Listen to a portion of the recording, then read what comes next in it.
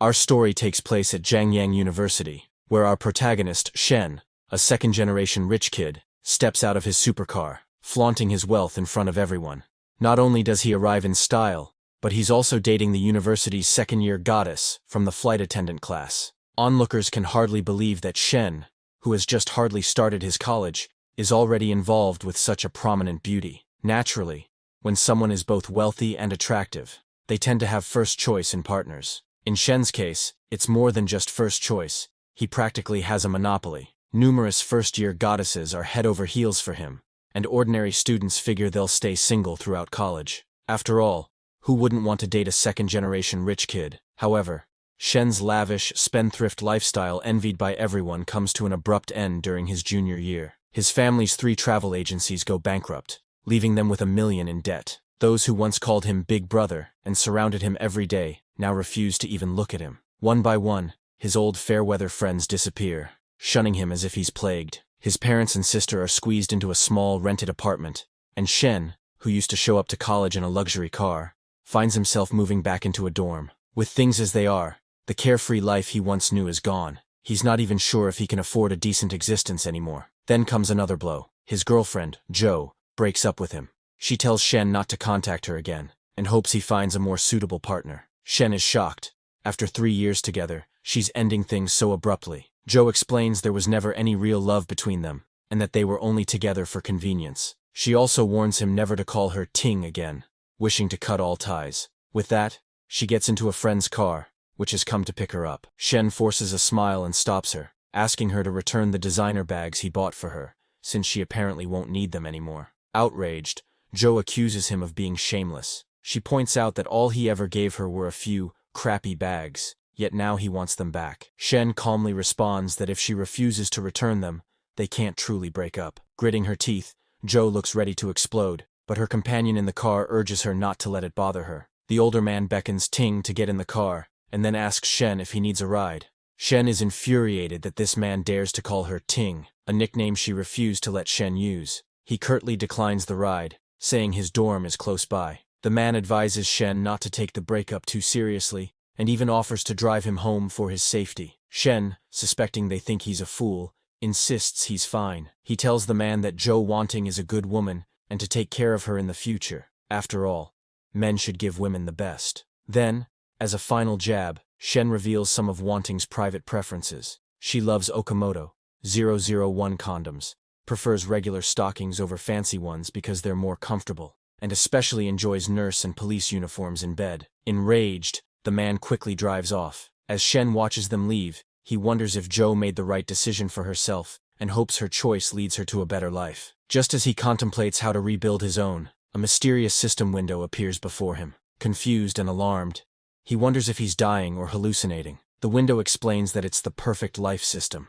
If Shen spends money on female partners, he'll be reimbursed triple the amount. The system initiates a time-limited task, instructing him to spend money on a woman who's of suitable age, has an affinity level over 60, and to earn her admiration. If he succeeds, his expenditures will return to him multiplied by 3, and if her affinity rises by 3 points, his refund will double again. The only requirement is that the money must come from Shen's own savings or cash. Shen is stunned, unsure whether to believe this is real or just a prank. Before he can think further, his teacher, Li Xiao, calls out to him. She's heard about the breakup and tells him not to let it stress him.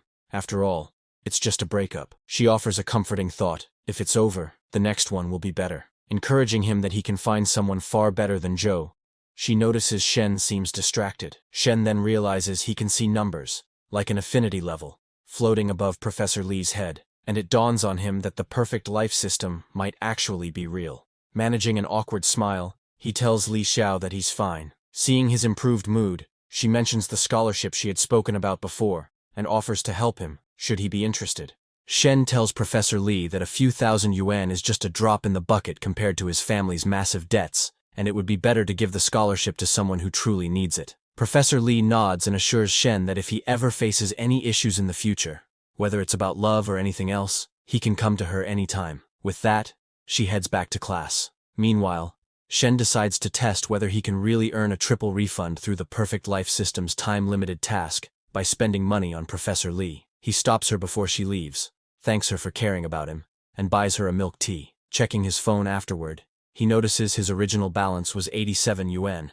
After spending 6 on the milk tea, he had 81 left. Suddenly, he receives 18 yuan in income, bringing his balance to 99 yuan. This confirms the refund is real. As long as Professor Li's affinity remains above 60, Shen can keep spending on her and continually receive refunds.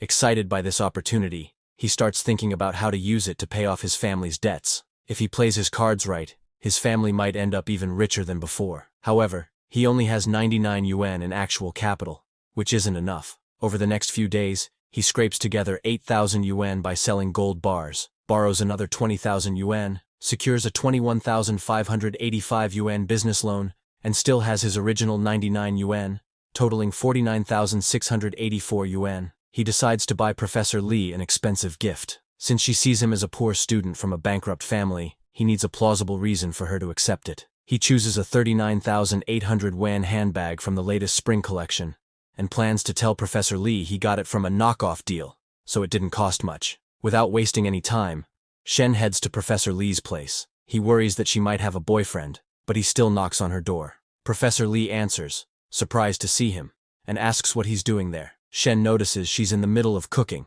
and quickly apologizes for disturbing her at home. He explains that for 3 years, she has taken care of him like any good teacher would, but only now does he realize how precious her support has been. As a small token of gratitude, he offers her the handbag. Professor Li immediately recognizes it as something quite expensive, and insists there's no need. After all, it's her job to support her students, and she treats all of them the same. Shen assures her it's just a cheap knockoff, costing only about 2,000 yuan, and reminds her of his own family's situation. He could never afford anything truly expensive. He emphasizes that it's just a small sign of his appreciation, and asks her to accept it. Seeing how earnest he is, Professor Li realizes that refusing the gift might hurt Shen's feelings, especially after his recent breakup. She finally accepts and tells Shen she'll return the favor on a holiday or his birthday. Suddenly, the stir-fry on the stove begins to burn. Professor Li rushes back into the kitchen and invites Shen inside, asking him to stay for dinner. Shen jumps at this opportunity, but he politely inquires if her boyfriend would mind him staying over. He also needs to be near Professor Li to maintain her affinity and earn more refunds from the system. Just then, Shen's phone shows a deposit of 119,400 yuan, his triple refund for the 39,800 yuan bag. Subtracting the cost, he's made nearly 80,000 yuan profit. Although Shen has spent that much money before, earning it on his own feels entirely different. Lost in thought, he's startled when Professor Li returns to tell him to sit down for dinner. He composes himself and casually asks if her boyfriend will be joining them. Surprised, Professor Li replies that she doesn't have a boyfriend at all. At that moment, she struggles to remove her kitchen apron. Shen offers to help, but Professor Li politely insists it's unnecessary. He persists, saying he'll have it fixed in no time. Suddenly, Professor Li Xiao's younger sister, Li Meng, appears and shouts, "What are you two doing?" Startled, Shen jumps back and hurriedly explains they weren't doing anything improper. Professor Li smiles and asks her sister why she's home so late before introducing Shen to Li Meng as one of her students. Shen awkwardly greets Li Meng, but she coldly replies that she's not in the mood to chat. Realizing the sudden tension, Shen quickly turns to Professor Li and claims he already ate before coming over, so he's heading back to campus. Professor Li, confused, reminds him he was just about to sit down for dinner a moment ago. However, Li Meng cuts in, warning her sister that this boy is up to no good. Professor Li dismisses her sister's worry, insisting that Shen is simply her student, and invites her to sit down for dinner instead. As Shen leaves, he wonders who he should spend money on next to continue earning his system refunds. His teacher is strictly a student-teacher relationship. She's nothing like Zhou Wanting, who was only after money. While pondering this, Shen bumps into his roommate, Lao Huang, who looks upset. Shen asks him what's wrong, and Lao Huang reveals that his goddess, Fang Minhui, one of the prettiest sophomores in the International Trade Department, went to see a movie with Li Junpeng. Shen remembers that Lao Huang's affection for Fang Minhui has always been one-sided. They've never spoken, or had any real relationship. Seeing Shen's expression, Lao Huang accuses him of making fun of him, but Shen assures him he's not. He gently reminds Lao Huang that someone like Fang Minhui is out of his reach. Just then, they spot Fang Minhui and her friend. Lao Huang breathes a sigh of relief, realizing that Fang Minhui only went to the movies with Li Junpeng. They didn't go to a hotel. Watching Lao Huang get so worked up, Shen silently worries that his friend is losing all dignity in his pursuit of a girl. He doubts things will end well for him. But when Shen gets a closer look at Fang Minhui, he's taken aback. Her principles appear even stricter than Professor Li's. Meanwhile, Fang Minhui's friend points Shen out to her, mentioning that he recently got dumped by his girlfriend. She recalls how, during their basic training at the start of the semester, she had even encouraged Minhui to get close to Shen or buy him drinks. Now, however, she regrets suggesting that, apparently, wealthy guys like him often have bad attitudes.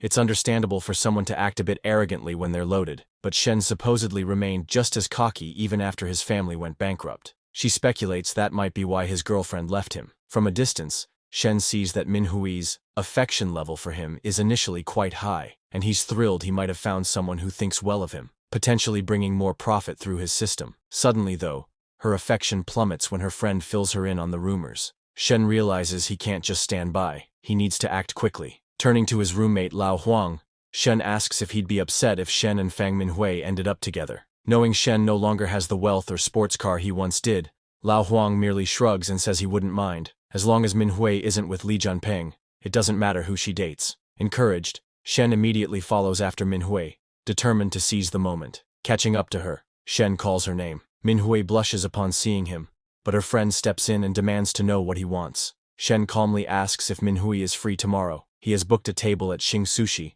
and would like her to join him. Minhui's friend is surprised, remarking that Xing Sushi is a Japanese restaurant where a single meal can cost over 1,000 yuan per person. Shen explains that he's simply hoping Minhui can help him choose a birthday gift for his sister, and tells her to let him know by noon the next day if she's available. He heads back to his dorm. After he leaves, Minhui asks her friend if it's alright for her to have just watched a movie with Li Jianping one day, and then go to dinner with Shen Yuan the next. Her friend insists there's nothing wrong with it, it's just dinner and a stroll, no big deal. Besides, the food at Xing Sushi is top-notch. She points out that while Shen might seem a bit arrogant, he's at least handsome, whereas Li Jianping only has his family's money. If Shen's family recovers financially, he'll easily surpass Li Jianping. Minhui agrees in the end.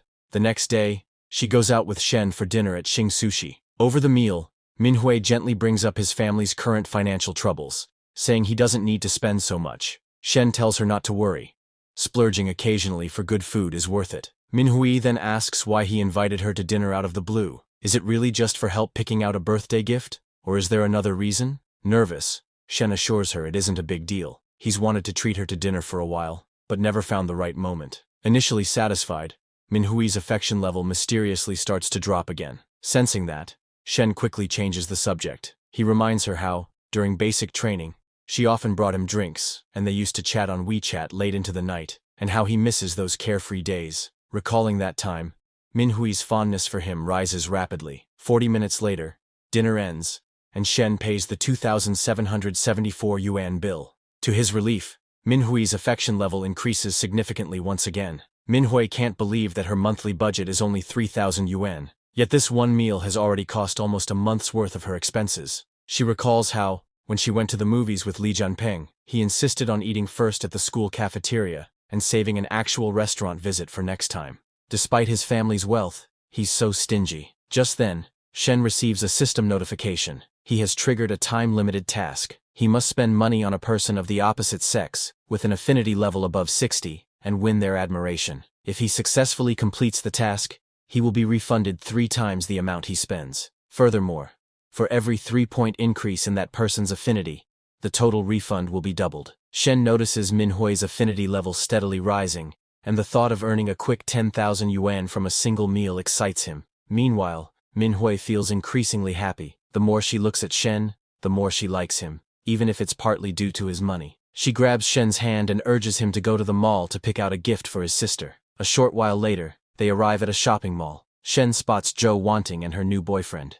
Zhou sees him as well, shocked that he's already out with someone else so soon after their breakup. Her new boyfriend grows irritated. How dare a supposedly poor student like Shen spend money in a place like this, when he himself has had to buy so many bags for Zhou just to win her over? And here Shen is, broke and in debt, yet still attracting women. Seeing Zhou again, Shen initially thinks about avoiding her, but Zhou's boyfriend seizes the chance to ridicule him. He suggests they all go inside, pointing out that window shopping costs nothing. Unfazed, Shen explains he's there to buy a gift for his sister, nothing more. Zhou's boyfriend laughs, telling him to try the wholesale market instead. This mall is surely out of his price range. Zhou then approaches Manhwa, warning her not to be fooled by Shen, who, according to her, is no longer a rich heir, but just a poor student. Shen intervenes, stating that he has never deceived anyone, and that Zhou should stop talking nonsense.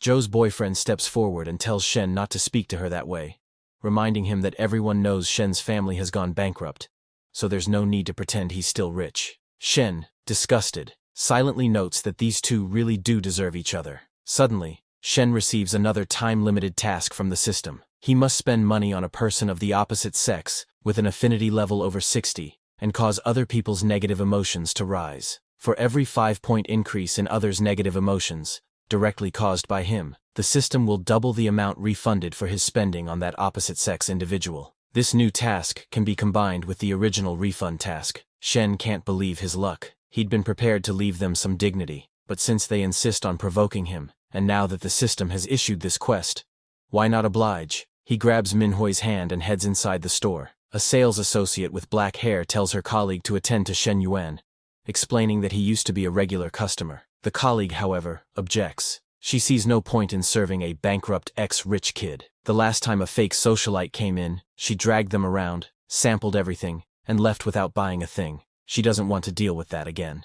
Just then, Zhou Wanting picks out a luxury bag and asks her boyfriend, Jun, to pay, making sure Shen notices. The black-haired sales associate immediately attends to Zhou Wanting, while the other associate looks on in frustration. She can't believe all the high-spending customers always go to her colleague, leaving her with the supposedly difficult ones. The first sales associate praises Zhou Wanting's excellent taste. Meanwhile, Shen tells Manhwa not to worry about money, and to choose whatever she thinks his sister would like. Manhwa points out a stylish, high-quality bag she's certain his sister will love. However, the sales associate standing nearby warns Shen that the bag and matching accessories cost over 50,000 yuan, a hefty amount for someone whose family is rumored to be bankrupt. On the other side of the store, Jun starts to sweat. He thought a 20,000 yuan bag would be enough for Zhou Wanting, but now she wants a full set worth 100,000 yuan. Zhou whispers in his ear, telling him to pay up. After all, Shen is watching, and she wants Jun to show his strength as her boyfriend. The problem is, Jun doesn't have enough on his card. Just then, Shen tells the sales associate he'll take both bags and the accessories the other miss recommended. Zhou Wanting, Jun, Manhwa, and the initially skeptical sales associate are all stunned. Nervously, the associate calculates the total and announces it's 131,000 yuan. Shen smiles, remembering he has exactly that amount left after his refund from dinner. He hands over his card and pays in full. The sales associate is thrilled. She never expected broke Mr. Shen to purchase over 130,000 yuan's worth of goods, making a single sale that large. Zhou Wanting, furious, demands to know where Shen got the money. Wasn't he supposed to be bankrupt? Jun accuses Shen of possibly taking out a loan just to show off. Shen replies that they can believe whatever they want, then suggests Jun buy another bag for Zhou if he wants to impress her, pointing out that 20,000 yuan should be nothing for someone who drives a car worth at least 600,000 or 700,000. Zhou Wanting, glaring at Jun, urges him to show that arrogant brat who's boss. But Jun, who secretly bought his luxury car on a loan, uses an important call as an excuse and slips away. Infuriated, Zhou Wanting gives Shen a parting glare and warns him to take care of himself. By this point, Shen's system indicates that the negative emotion levels he needed to trigger for the task have reached the target. Arguing further would be pointless. He's already met the requirement. Shen then offers one of the luxury bags to Manhwa, who initially refuses, protesting that it's too expensive. Shen insists it's nothing, just a small apology for all the nasty remarks she had to endure. Reluctantly, Manhwa accepts. She's confused about whether the gifts weren't supposed to be for Shen's sister. Shen casually excuses himself, saying he doubts his sister would like these particular styles, and besides, she'd scold him for splurging and then tell their parents. He confesses he actually intended these bags for Manhwa from the start. Manhwa blushes, worried that accepting so much will make her look like a gold digger. Shen tells her not to overthink it. This is only the beginning, and they have plenty of time ahead. Finally, Manhwa agrees to accept everything. At that moment, the system sends Shen a congratulatory notification for completing the limited time task. It shows he generated 15 points of negative emotion, tripling the amount spent, and, combined with the triple refund for spending on a woman with an affinity above 60, the total refund has increased sixfold. He receives 786,000 yuan in his bank account. Shen takes Manhwa's hand, thinking, Manhwa is now my golden goose. I need to take good care of her and keep her affection level from dropping. He then suggests they head back to school, as it's getting late. Although he wants to spend more time with her, he knows it's best to let things progress naturally. Later, in the boys' dormitory, Shen runs into Li Jianping, boasting to his friends about Fang Minhui. His friends urge Li Jianping to celebrate and treat them to dinner. Li Jianping agrees, deciding to invite the entire class and throw a huge party, mostly to make Shen jealous. Shen couldn't care less. He simply heads back to his room. Once there, one of his friends tells him more about Li Jianping's bragging. Apparently, after Li Jianping took the flower of their course to the movies, he now wants everyone at school to know. Shen responds by saying not to worry. He believes Minhui won't go with Li Jianping again. His friend scoffs, pointing out that Minhui did go to the movies with Li Jianping the previous night, and who knows what else might have happened. Plus, she didn't agree to meet Li Jianping today, which might mean she's still considering him. Shen remains unfazed, confident that Minhui won't choose Li Jianping. Right now, Shen has more than enough money anyway, so he decides to pay a visit to his home. The next day, at Shen Yuan's house, Shen's uncle Yaode drops by to meet with Shen's parents. Shen's father asks his uncle to wait a moment as they talk. It turns out Uncle Yaode is here to demand repayment of the money he lent to Shen's family. He claims he needs it urgently in the coming days to cover his own expenses. Shen's mother becomes furious, reminding him that when he didn't have money to start his car wash, they lent him 300,000 yuan without pressuring him for repayment. Yet now, because the family recently borrowed 200,000 yuan from him during their crisis, he keeps hounding them for the money. Shen's father tries to calm his wife, suggesting that perhaps his brother genuinely has difficulties of his own. However, Shen's mother retorts that she spoke to Uncle Yaode's wife, who said they had no urgent expenses. Uncle Yaode insists that paying back debts is normal, and that if they were strangers, the family would have already faced aggressive debt collection methods. Shen's mother is livid that he'd go so far as to threaten them with violent collection tactics, given how much they've helped him in the past. Seeing the argument escalate, Shen's father tells his wife to bring out her gold jewelry, sell it, and use the proceeds to pay off the family's debts. Shen, witnessing this scene, suddenly receives a system notification, a time-limited task to pay off family or personal debts. If he completes this task, the amount he pays off will be doubled as a refund. Moreover, the first time he pays 200,000 yuan, he'll receive a special reward of 1 million yuan, specifically for a luxury car purchase. Shen is both surprised and relieved. This task couldn't have come at a better time. Even if the system hadn't prompted him, he already planned to help reduce his family's financial burden that day. Meanwhile, Shen's mother gathers all the jewelry Shen's father ever gave her. No matter how hard times got, she never sold them before. Although they're only worth a few thousand yuan, they're priceless to her. As she looks through the pieces carefully, she notices 2 gold rings missing. She and her husband wonder if the rings got lost during the move. Outside the room, Shen overhears their conversation and feels embarrassed. It was he who took and sold those 2 gold rings in his first year of college, because he didn't have enough money to buy Joe wanting a bag at the time. Back then, I was such a jerk, he thinks. He steps inside and tells his parents that he has the money they need. His mother and father don't believe him, insisting he shouldn't joke around. They remind him of how bad their situation is, urging him instead to just top up his campus cafeteria card with whatever pocket money he might have. But Shen insists he's serious. To prove it, he transfers a sum into his father's bank account.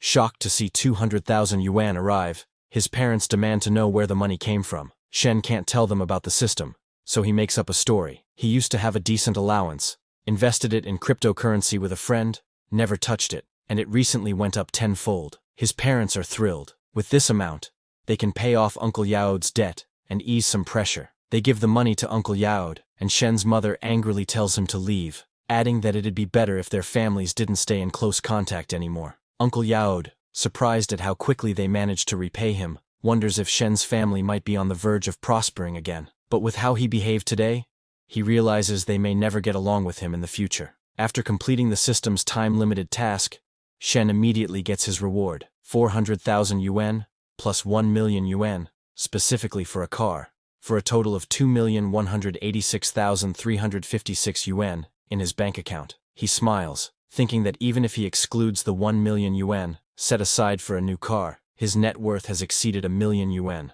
all while helping his parents through a tough time. He knows his family's debts are nowhere near resolved. Even if he handed over every yuan he currently has, it wouldn't be enough. The best plan is to use his capital to make more money. For now, he only gives 200,000 yuan to his father. When Shen asks if they urgently need more, His mother says the other debts aren't pressing. His father does request 50,000 yuan, and Shen obliges, recalling with some irony that he used to ask his dad for money in a similar manner. On his way back to school, Shen unexpectedly runs into Professor Li. He asks why she's off campus, and she explains there are no classes that afternoon, so she went out for fresh air. Shen seizes the moment and invites her to dinner, hoping to earn more system income, but notices she isn't alone. Her younger sister Li Meng is with her. Li Meng gives Shen a cold, angry stare, which unnerves him. Realizing she seems like his nemesis, Shen quickly excuses himself, claiming he has urgent business on campus. Li Meng remarks to her sister that the guy clearly has ulterior motives, but Professor Li brushes it off, saying even if he did, she wouldn't accept them. As Shen heads back, he's drenched in sweat. He recalls how comfortable it used to be driving around in an air-conditioned car with Zhou wanting. Then he remembers the system allocated him a special 1 million yuan car fund. Not using it would be disrespectful to the great system, he thinks, and immediately calls Manhwa, asking if she'll join him to check out some cars. She agrees, telling him she's free that afternoon. Her friend teases her about car shopping together already, wondering if they'll end up spending the night together. Manhwa blushes, insisting they aren't even an official couple yet. Her friend laughs it off, saying it doesn't matter. Manhwa is lucky to have found a handsome, wealthy guy, and it's only a matter of time before they're officially dating. Embarrassed, Manhwa tells her friend to quit joking around. 1 hour later, at a high-end car dealership, Shen and Manhwa arrive to look at cars. A salesman approaches and asks which model interests them. The salesman immediately recognizes Manhwa as a former junior schoolmate. Manhwa also remembers him, Qin Yang, the older student who pursued her in high school. Qin Yang greets her enthusiastically, then turns to Shen to ask who he is. Shen introduces himself as Manhwa's classmate. Qin Yang coolly greets Shen and inquires which car he's interested in. Shen points to the dealership's M9 luxury sedan, wanting a closer look. The salesman says they're welcome to see the display model and sit inside if they'd like, but internally, Qin Yang is irritated. The base M9 starts at 500,000 yuan, and with fees it's over 600,000. This guy's dressed so plainly. He's obviously not loaded. Bringing a girl here just to show off? What a waste of my time. Looking at Manhwa, Qin Yang thinks, she's as beautiful as ever.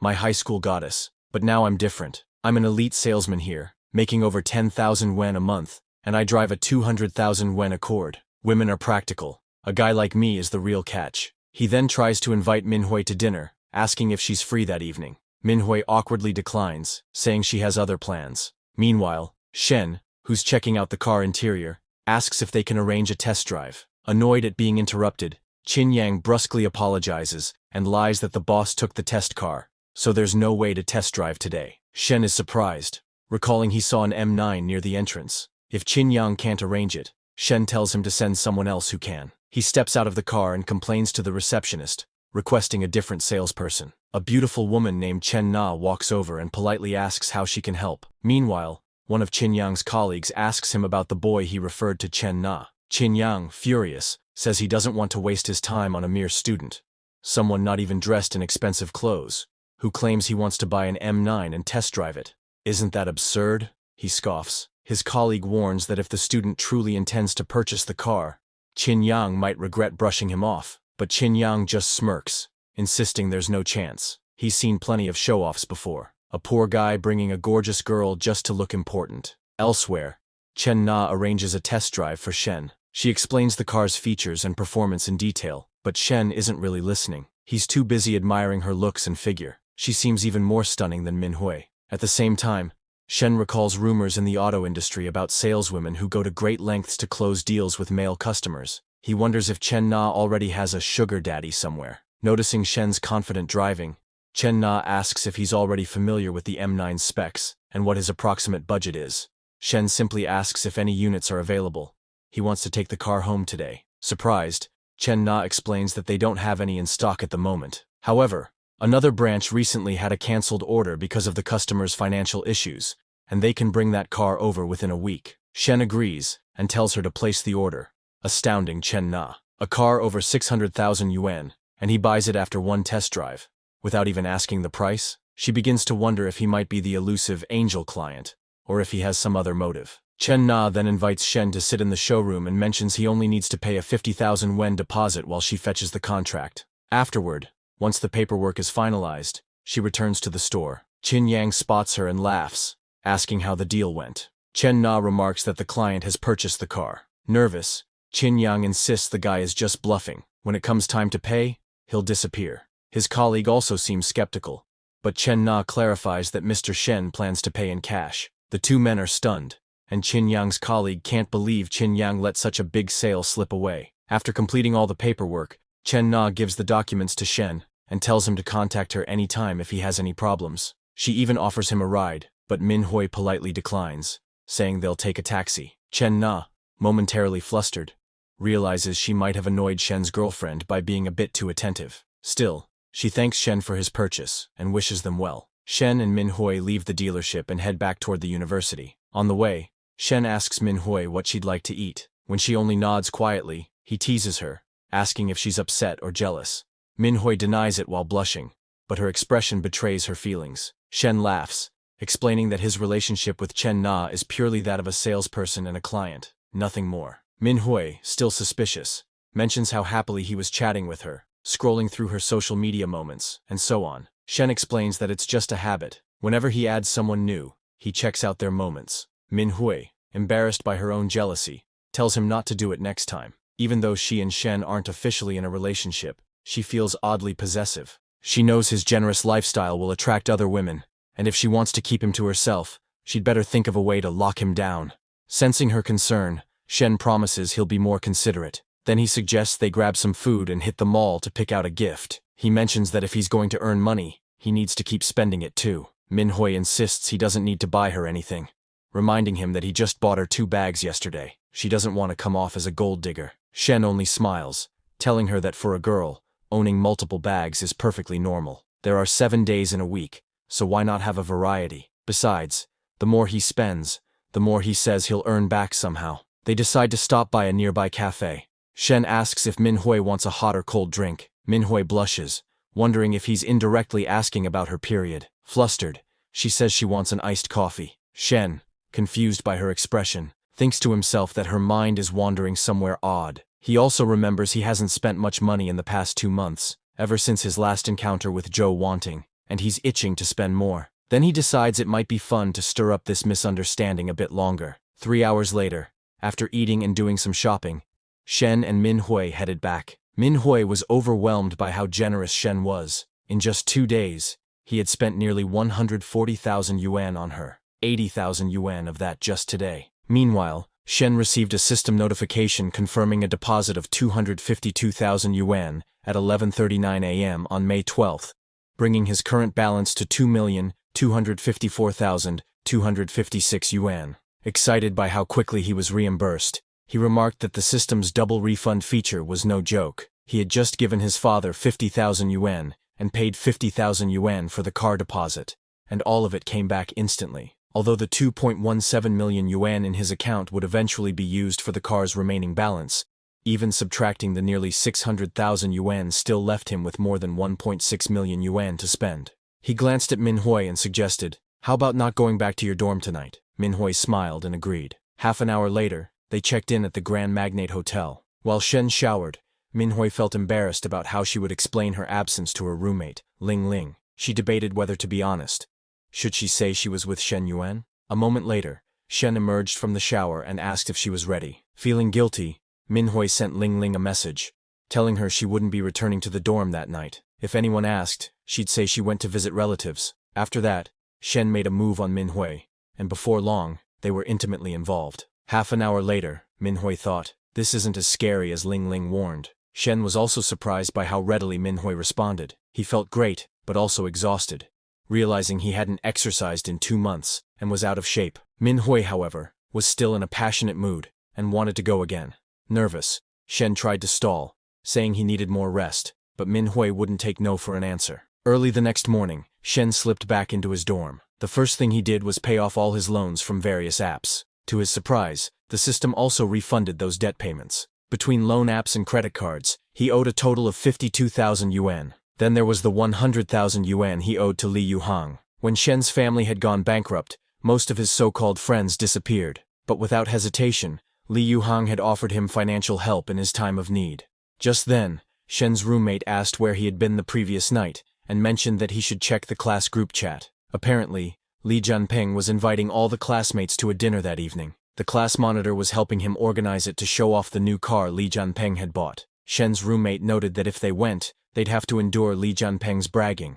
If they didn't, they'd forfeit their 200 yuan class fee. Shen replied that he had no interest in going, calling Li Jianping a show-off. Suddenly, the system prompted a time-limited task. The host will receive 1 million yuan exclusively for investments, which must be used up within 1 week. Reward: all income from any commercial activity will be doubled. Shen smiled, thinking a business-related task had come at the perfect time. He had been wondering what to do with the money in his account, and he needed a legitimate source of income to prove to his parents he was doing well. He figured he might invest in Li Yuhang's bar, which was under renovation, and have some fun in the process. So he messaged Li Yuhang, asked for the location, and confirmed he would join them that night. Later, in the private Dragon Lounge at the Nanjing restaurant, several of Shen's old friends waited with Li Yuhang. Lin Guangyao asked who else they were expecting, and another man in a black suit and glasses, Xie Haijie, remarked that all the important bros had already arrived. Zhao Zheng chimed in, agreeing that important people never arrive late. Smiling, Li Yuhang told them not to be impatient, and pointed to the fruit and snacks on the table, reminding them to help themselves while they waited for Shen Yuan. Lin Guangyao frowned, mentioning Shen's family bankruptcy, and questioning why they had invited him, since he was no longer in their circle. With a dismissive wave, Li Yuhang told Lin Guangyao to mind his own business, reminding him that he was footing the bill tonight. No one else had a right to complain. Besides, he said, Shen Yuan is my lifelong friend. It's different. Hearing that, Lin Guangyao backed down and quietly turned his attention to the tray of refreshments. Then Lin Guangyao turned to his cousin, Xie Haijie, and asked, "Didn't you say your girlfriend was coming tonight? Why isn't she here yet?" Xie Haijie replied, "She's stuck in traffic. She'll be here in about 10 minutes. Lin Guangyao fumed inwardly. He thought to himself, my cousin's family has always relied on ours. If it weren't for me, they wouldn't even have the right to be here. But somehow, my cousin ended up with this amazing girlfriend, especially with that tight skirt and white blouse. She's the kind of office temptation no man can resist. They're not even married, so there might still be a chance for me." Just then, Shen arrived, apologizing to everyone for keeping them waiting.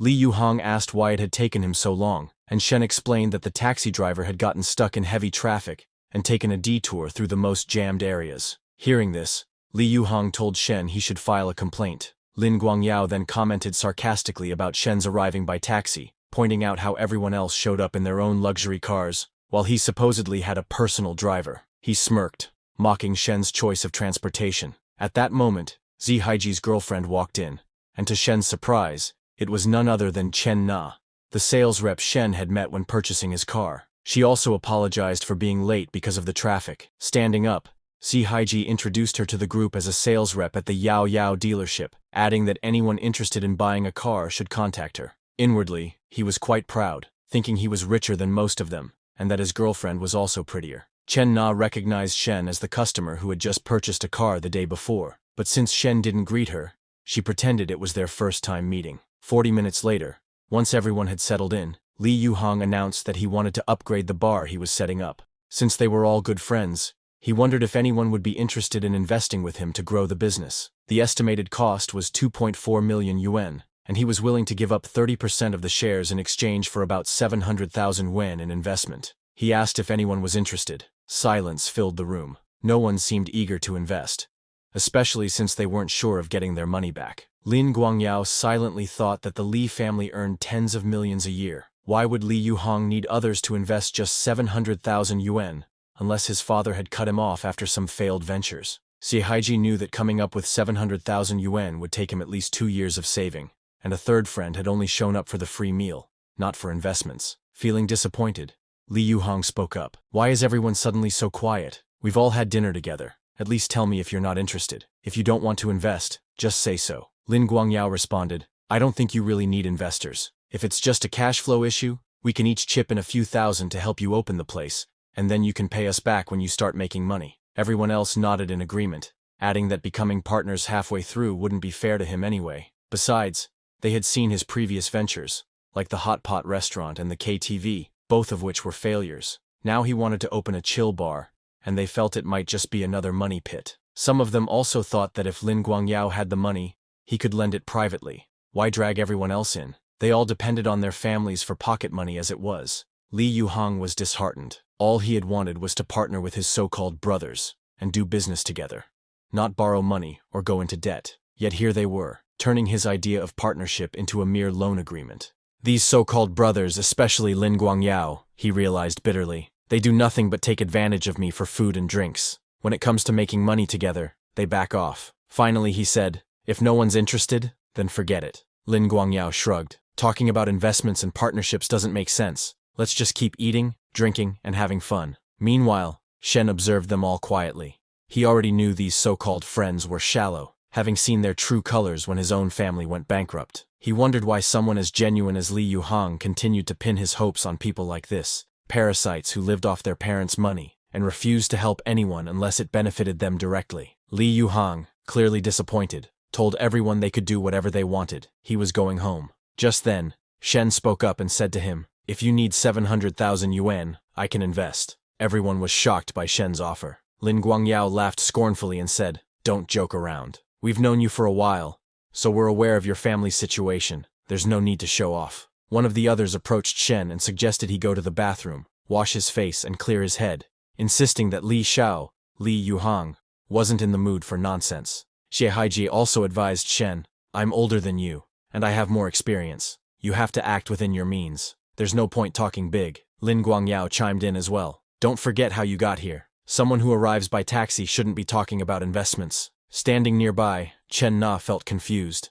Mr. Shen just bought a 600,000 yuan car yesterday. Why is everyone treating him like he's just bluffing? Although she wanted to speak up for Shen, she worried that intervening as an outsider might seem inappropriate. Suddenly, Shen asked Li Yuhang to check his phone. I've already transferred 700,000 yuan to your account, Shen said. Stunned, Li Yuhang opened his banking app. Sure enough, there was a notification stating that 700,000 yuan had been credited to his account. Lin Guangyao saw Li Yuhang's wide-eyed expression and asked what was going on. In response, Li Yuhang showed him the phone. Lin Guangyao's jaw dropped. Shen had really transferred 700,000 yuan. Chen Na, observing from the side, was astonished. How did the situation change so suddenly? One of the other friends, noticing Lin Guangyao's trembling hands, asked him why he looked so shaken. In a shaky voice, Lin Guangyao claimed he had urgent matters at home and had to leave immediately. Hey, what's going on? Xie Haiji asked, still baffled. But Lin Guangyao just told him not to pry, and even suggested he should go home too, claiming their uncle and aunt were looking for him. When Xie Haiji said they hadn't called, Lin Guangyao only grew more frustrated. My cousin can't even understand the gravity of the situation. Deciding it was useless to argue, he left in a hurry, cursing inwardly that Shen had stolen all the attention tonight. Another friend also looked at the message on Li Yuhang's phone, realized how serious the matter was, and decided it was best to leave as well. One by one, the others followed suit. Only then did Xie Haiji finally sense that something major had happened, but he still didn't fully understand. Chen Na advised him to leave, so he reluctantly complied. Outside, Xie Haiji turned to Chen Na. How did you know they were looking at a transfer record? You didn't even see the message. Chen Na hesitated, then explained. Yesterday, Mr. Shen bought an M9 in cash for over 600,000 yuan, so, him investing 700,000 yuan tonight doesn't surprise me at all. Xie Haiji was stunned. Are you joking? I'm serious, Chen Na replied. I have the purchase contract on my phone as proof. Realizing he might have misjudged the situation, Xie Haiji apologized, but then complained, if you knew he was rich, you should have told me earlier. Chen Na glared at him. Today, I realized exactly what kind of person you are. Don't ever contact me again. With that, she stormed off. Meanwhile, back at the table in the bar, Li Yuhang turned to Shen. If I'd known you were this wealthy, I wouldn't have set up this meeting. It was a total waste of time with those guys. Shen shook his head. No, it was necessary. Now you can see which of them are trustworthy. For casual fun, they might be fine, but you can't rely on them for serious matters. Afterward, Shen asked about the bar concept. Even though I'm only a minority shareholder, I want to help with the planning, he said. Grateful, Li Yuhang spent the next 30 minutes going over decor ideas and operational plans. Surprised by how thoughtful Shen's suggestions were, he said, You really didn't waste your time in college. You've got an interesting business vision. Shen grinned. That's just my commercial talent. But we both have classes and can't be here all the time, so we'll need a competent manager to handle day-to-day operations. An hour later, Shen received a message from Chen Na, who informed him that the car he had reserved was about to arrive at the dealership. He could come on Friday to pay the balance and pick it up. Shen told her not to worry, and asked if she was free the following night. He said he had a few specific questions about the car that he wanted to discuss in person. Chen Na wondered what Mr. Shen was up to. Why does he want to meet about car details so urgently? Meanwhile, Shen was contemplating how he could maximize his system's benefits. He currently only had Manhwa as his money tree, and the refunds weren't unlimited. If he spent money on other beautiful women, he could potentially receive more refunds. Chen Na was beautiful, with an incredible figure. Why not see if he could invest in her and get a system refund as well? The next day, Chen Na went to the location Shen had given her and waited, but Shen still hadn't arrived. Suddenly, an older man with a somewhat foolish expression approached her. It was her branch manager, Mr. Zeng, who had a reputation for flirting with her whenever he had the chance. Spotting her alone in her dealership uniform, he decided this was the perfect opportunity. He told his colleagues to go find somewhere else to eat. He had other things to do. The men knew exactly what he meant. One asked the other if he thought Chen Na would entertain Mr. Zeng's advances, but the second man shrugged, saying she didn't seem like that kind of person. The first insisted, "What kind of girl comes here alone? Maybe she set this up on purpose for him to find her." Nearby, unseen, stood Zi Haiji, who overheard their conversation. Meanwhile, Mr. Zeng approached Chen Na and asked if she was there by herself. "Mind if I join you?" he said. Chen Na apologized. "I'm waiting for a friend, Mr. Zeng." Smirking, Mr. Zeng muttered to himself, "She's still playing hard to get," and said aloud, "It doesn't matter if you're waiting for a friend. As your superior, I can join you. Let's eat together." Chen Na, furious, politely declined Mr. Zeng's offer and told him to keep a proper distance. She reminded him that he already had a family and shouldn't be doing things like this. Mr. Zeng, undeterred, said that if she was worried about his wife, he would divorce her for Chen Na's sake. Meanwhile, in another part of the mall, Zi Haiji was angrily wandering around, fuming over Chen Na's rejection. "How could she choose another man over me?" he thought. "I earn between 400,000 and 500,000 yuan a year, and I drive a car worth over 300,000. I'm not inferior to anyone." Then he spotted Chen Na sitting with Mr. Zeng. Shocked, he thought, "I can't believe I lost to that fat old pig." Approaching them, he shouted at Chen Na, accusing her of having an affair behind his back. Chen Na, confused, told him he was misunderstanding the situation. Mr. Zeng was equally puzzled, wondering who this crazy man was, but before anyone could explain, the furious Zi Haiji threw a punch at Mr. Zeng's face. Outraged, Mr. Zeng grabbed Zi by the collar and hit him back. The two brawled wildly, entertaining onlookers in the mall. Just then, Shen arrived and saw Zi Haiji fighting with Mr. Zeng. He secretly felt relieved, thinking, if it weren't for that fat man taking the brunt of it, I might have been the one lying on the floor right now. Shen took the opportunity to grab Chen Na's hand and quietly lead her away from the scene. While driving, Chen Na confessed to Shen that she had only been with Zi Haiji for 2 weeks. It was at that dinner when she realized his true character. Fortunately, she ended things that same night. Shen agreed that it was good she had discovered his nature early, rather than regretting it later. Chen Na sighed and said the problem wasn't over yet. Mr. Zeng, the one who got hit, was her boss. She had no idea how he would treat her after being attacked for no apparent reason. Shen told her that a boss like that didn't deserve her loyalty and advised her to find a new job. However, Chen Na said it wasn't that easy. Jobs were hard to find, and moving to a new store meant she would lose the customers she had built up over the years. She admitted that she was tired of sales and had long wanted to switch industries. Ideally, she would open a small cafe. If she felt good, she'd open longer.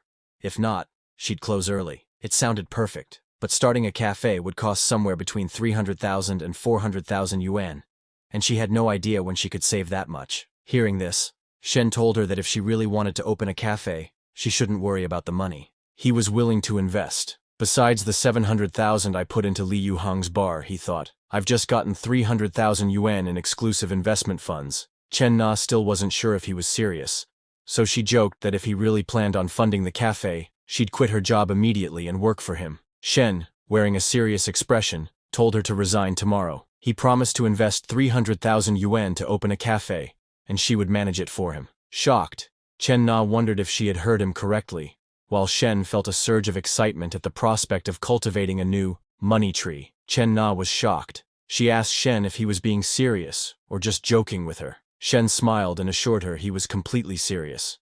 "Don't you want to work for me? Once the cafe is up and running, I'll pay you 12,000 yuan a month plus bonuses. If the cafe does well after 3 months, I'll give you a car worth 200,000 yuan. Chen Na was surprised and found it hard to believe how generous Shen's offer was. No sales pressure, just work for 3 months and get a car, and her annual income would exceed 300,000 yuan. However, a small part of her worried that Shen might have ulterior motives. Perhaps he wanted to keep her around for personal reasons. She told him it wasn't worth going to such lengths just for her. As tempting as his offer sounded, she didn't want to become a caged canary, and certainly not someone's third wheel. Shen smiled and told her not to overthink it. He explained that he planned to open a chain of cafes, and this first one was simply a pilot project. Their relationship, he emphasized, would be strictly that of boss and employee, nothing more. Chen Na blushed and asked Shen to give her some time to consider. Just then, Shen received a message from Manhwa, asking if he was free tonight and suggesting they go out for a cold drink. Shen, slightly surprised by Manhwa's boundless energy, texted back that he would come. He then turned to Chen Na, telling her he had something else to do and would be leaving. He asked her to think it over carefully and let him know once she made up her mind. Later, in room 808 at the Grand Magnate Hotel, Shen walked in to find Manhwa grabbing him from behind, declaring how much she had missed him. Suddenly, she noticed another woman's scent on him. Shen looked around, realizing it could be from riding in Chen Na's car and picking up her perfume. Manhwa pushed him away, demanding to know why he was meeting other women behind her back. Shen pulled her into a hug, insisting there was a misunderstanding, that she was the only one he truly cared for. He explained that the lingering perfume might have come from female sales staff at the car dealership, where he'd been handling some paperwork earlier. Those saleswomen wore lots of perfume to attract customers. Manhwa accepted his explanation, but told him that if he ever went out with another woman again, he should let her know first, and that he should also keep his distance from any overly friendly salesgirls. Shen nodded in agreement, though inwardly he knew he couldn't completely stick to one money tree. His system required tasks involved spending money on various women to earn refunds, making it impossible to focus on just one person. With the misunderstanding cleared up, Manhwa told Shen she was going to take a shower and asked him to wait. However, Shen grabbed her from behind and tossed her onto the bed, telling her she didn't need to clean up first.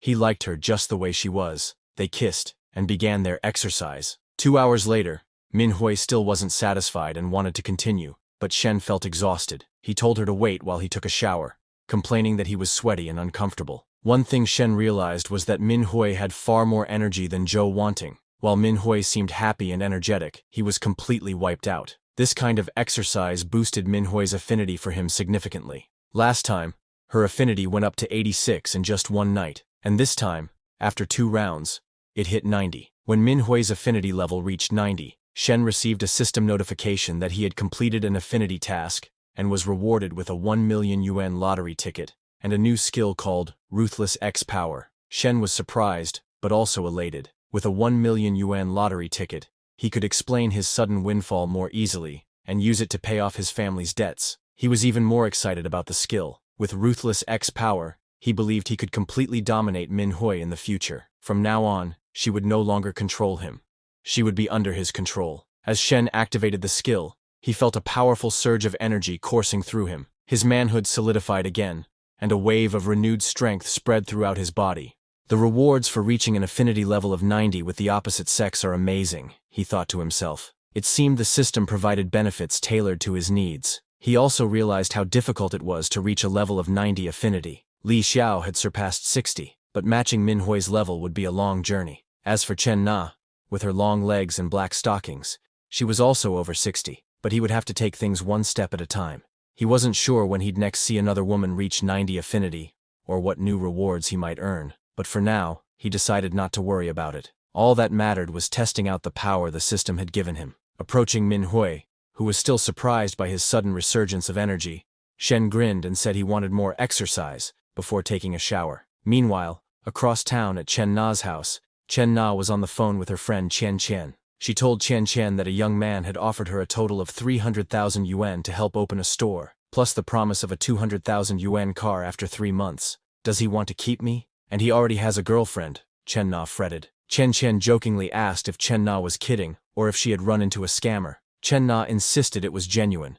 She had met Shen several times, and he even bought a car with her. Hearing this, Qian Qian asked how old he was, pointing out that most of the buyers at her dealership tended to be middle-aged men. Chen Na replied that he was only 21, which stunned Qian Qian. A luxury car at that age, plus he was handsome? Chen teased that a guy so wealthy, young, and good-looking sounded perfect. Why hesitate? But Chen Na worried that Shen was 5 or 6 years younger than she was. Chen reassured her that being a few years older was no big deal. There's a saying that if a woman is 3 years older, it's like hugging a gold bar. In this case, it might be 2 gold bars. Chen Na also reminded her friend that Shen already had a girlfriend. Chen shrugged it off, saying a girlfriend wasn't the same as a wife, and under those circumstances, it didn't matter anyway. When Chen Na continued to protest, Chen jokingly offered to take the little millionaire off her hands if she was too indecisive, adding that she'd break up with her own boyfriend in a heartbeat for such a catch. After ending the call, Chen Na stood by her window, gazing outside and thinking about Shen's offer. She still felt torn, wondering what she should ultimately decide. 40 minutes later at the Grand Magnate Hotel, Manhwa lay there, fully satisfied, telling Shen he was different than before, much stronger. Shen smiled and asked if she was happy. Manhwa blushed, reflecting on how they had already exercised twice in just over 40 minutes. Shen leaned in and whispered, suggesting they go for another round if she liked it so much. Flustered, Manhwa asked if he really had the stamina. Shen grinned, reminding her that she'd studied dance and inviting her to take the lead this time. Though embarrassed, Manhwa agreed, and they continued their exercise late into the night. The next day, after Fang Manhwa returned to school, Shen was still feeling sleepy. He had no morning classes, and suddenly remembered the lottery ticket he'd received from the system. Checking it against the winning numbers, he was shocked to discover he had won 6.8 million yuan. Overjoyed, he jumped out of bed and rushed to tell his parents the good news. Ever since the family had gone bankrupt, they had been struggling. When he reached home, he called for his mother at the door. She asked why he was shouting, and Shen insisted she bring his father. He had something important to tell them. His father emerged, concerned that Shen might be in trouble, but Shen flashed a wide grin, declaring that their family was now rich. He had won 6.8 million yuan in the lottery. His parents were skeptical at first, thinking he was just stressed about their debts. They urged him to focus on his studies, assuring him they would handle the family's financial issues. In response, Shen showed them the ticket along with the official winning numbers. His father carefully checked and was astonished to find they had truly hit the jackpot. Both parents were speechless at first, barely able to believe they had suddenly come into 6.8 million yuan. Shen pointed out that after the 20% tax deduction, they would still have more than 5 million left, enough to clear the family's debts and vastly improve their lives. His mother, overjoyed, thanked him repeatedly, grateful they were no longer weighed down by debt. She suggested they celebrate this huge stroke of luck. Shen then explained that after graduation, he planned to start his own business to gain some real-world experience. His father supported the idea, advising Shen that business could be tough, but encouraging him to use his youth and capital wisely. He also recommended that Shen set aside some of the money in case his venture didn't go as planned. Shen agreed, saying he would only take 1 million yuan for himself and let his parents use the rest as they saw fit. They happily agreed, promising to support him no matter what he decided to do. At Chen Na's workplace, her boss, Mr. Zeng, summoned her to his office, demanding an explanation about the recent incident at the mall. Chen Na explained she had broken up with that man long ago and had nothing to do with him anymore. If he was injured, he should confront the culprit himself. Mr. Zeng refused to accept this, insisting that if it weren't for her, the man wouldn't have attacked him. In truth, he wanted to use the incident as leverage to gain some hold over her. However, Chen Na stayed firm, pointing out she had warned him she had a date that day, yet he insisted on sitting with her regardless. Mr. Zeng only smiled and called her stubborn. He accused her of abandoning her post the previous afternoon and leaving customers unattended, then announced he was suspending her customer service duties for the month. He told her to reflect on her mistake. Outraged, Chen Na retorted that she had asked for permission to leave, but Mr. Zeng merely laughed and reminded her that he was the general manager, and thus had the authority to do as he pleased. Realizing she would lose her commissions and be left with only a base salary of 1,200 yuan, not nearly enough to cover her rent, Chen Na's anger boiled over. She told Mr. Zeng his position had gone to his head and that she would quit if she must. Concerned, Mr. Zeng stood up, urging her to reconsider, yet she declared there was nothing more to think about. She was done with this useless job. Half an hour later, she texted Shen, telling him she had quit and asking if his offer from the previous day still stood. Shen congratulated her on escaping that hell and stepping toward a brighter future, adding that she should start scouting a few locations. If she found one suitable, they would move forward together. Meanwhile, Shen went to see Professor Li, who was busy moving her office belongings. Having too much to carry alone, She asked Shen for help. She had planned to ask the class monitor, but he was on leave. Shen gladly offered assistance, pointing to a heavy filing cabinet and asking if it also needed to be moved. Professor Lee nodded, explaining that while she could manage the books and supplies by herself, the desk and cabinet were too heavy. She told him to remove the books from the top first to keep them from falling. As she stretched to reach the items, her hand couldn't quite grasp them. Shen moved in close to help, and Professor Lee suddenly realized how near he was standing to her. Embarrassed, her thoughts drifted back to their previous interactions. This time felt even more intimate. Could Shen Yuan really be developing feelings for her? Professor Lee blushed, her face red with embarrassment. In a nervous voice, she asked Shen if he was already done. Shen nodded and took the files from the cabinet. Just then, other students arrived to help Professor Lee, but they noticed Shen there, and also saw how red Professor Li Xiao's face was. Shen stepped forward and told them, "Hurry up and move the stuff. Take that filing cabinet to the office next door." Meanwhile, Professor Lee felt relieved that the students had arrived just a few seconds late. If they'd come earlier, it would have been really embarrassing for her. But she realized Shen Yuan was getting bolder by the minute. What happened at home was already too much. Now he was doing ridiculous things in the office. Somehow she felt a little excited about it. She quickly dismissed those thoughts, reminding herself that she was a teacher, and Shen was her student. She couldn't think that way about him. Just then, Shen noticed something. Professor Lee's affection level had jumped to 71. He wondered if that moment really boosted her feelings. He knew it wasn't just him. It was the professor's seriously curvy hips. If she were a flatter girl, he wouldn't have gotten this far. Still, he hadn't expected her affection to go up because of that. He realized maybe he should visit her more often to nurture their relationship. Meanwhile, 800 meters from the school's south gate, John Peng arrived at a cafe with two girls from his class. The girl in the black dress said she heard he had bought a car worth 280,000 yuan in cash. The other girl agreed, saying, "He hasn't even graduated yet and he's already driving a BBA. That puts him above 99.99% of our classmates." John Peng smiled to himself. So what if Manhwa rejected me? With my credentials, plenty of girls would line up to follow me. He told the girls, "Some people don't even care about a BBA." The girl in the black dress asked, "Are you joking? How could they not care? What kind of family are they from?"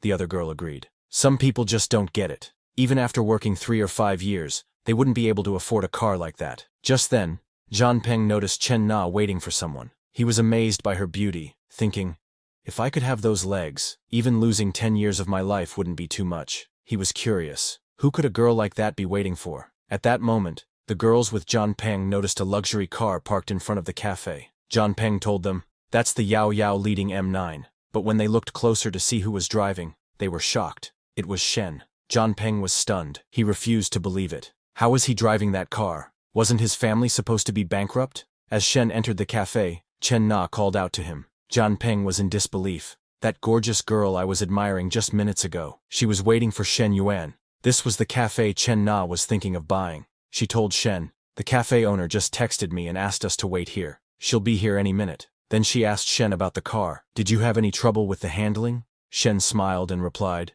"Everything's perfect.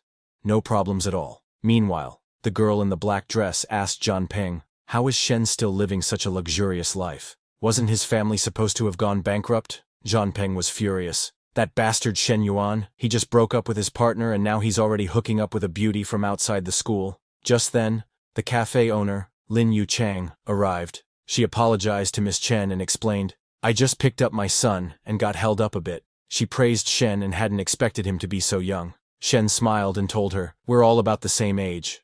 Around 20. Then he asked, "Mrs. Lin, let's sit down and talk." Miss Lin sat down and told Shen that the business wasn't doing great, but being near the school meant there was still a decent flow of customers. The problem was that she had a lot of family issues, and taking care of her son left her with very little time. So, she had no choice but to transfer the cafe. The transfer fee was 300,000 yuan. Although Shen had 300,000 yuan to invest, after paying the transfer fee, he needed to reserve 50,000 yuan as seed capital for the business and for Chen Na's first salary. So, he offered Miss Lin 250,000 yuan up front. Miss Lin, however, said that the price was a bit lower than she expected.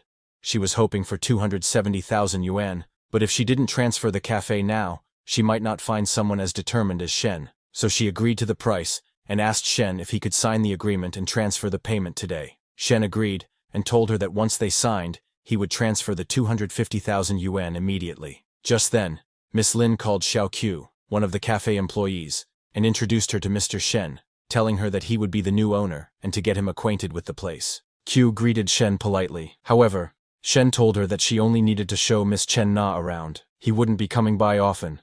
She would be handling everything in the business. Meanwhile, John Peng and the two girls with him were listening in on the conversation. The girl in the black dress whispered to the other girl, "They just closed a 250,000 yuan deal in a few minutes." The other girl replied, "It's obvious Shen Yuan only took the cafe because of that gorgeous girl next to him." John Peng was furious and didn't know what to say. Meanwhile, Chen Na noticed Miss Lin's phone was ringing. It was her husband calling. Miss Lin excused herself and stepped aside to take the call. Chen Na then showed Shen the name on the screen and told him, "Mrs. Lin is the wife of Zheng Xianyong, the same guy who fought with Xie Haiji at the financial center. He's also my boss at the car dealership." Shen was shocked. He couldn't believe that with such a beautiful wife at home, Zheng Xianyong was still using his position to harass his employees. How despicable, he thought. If it were me, I wouldn't stand for it. Chen Na, a little worried, told Shen that she still had the chat records where Zheng Xianyong had harassed and threatened her. She was planning to expose him after receiving her salary,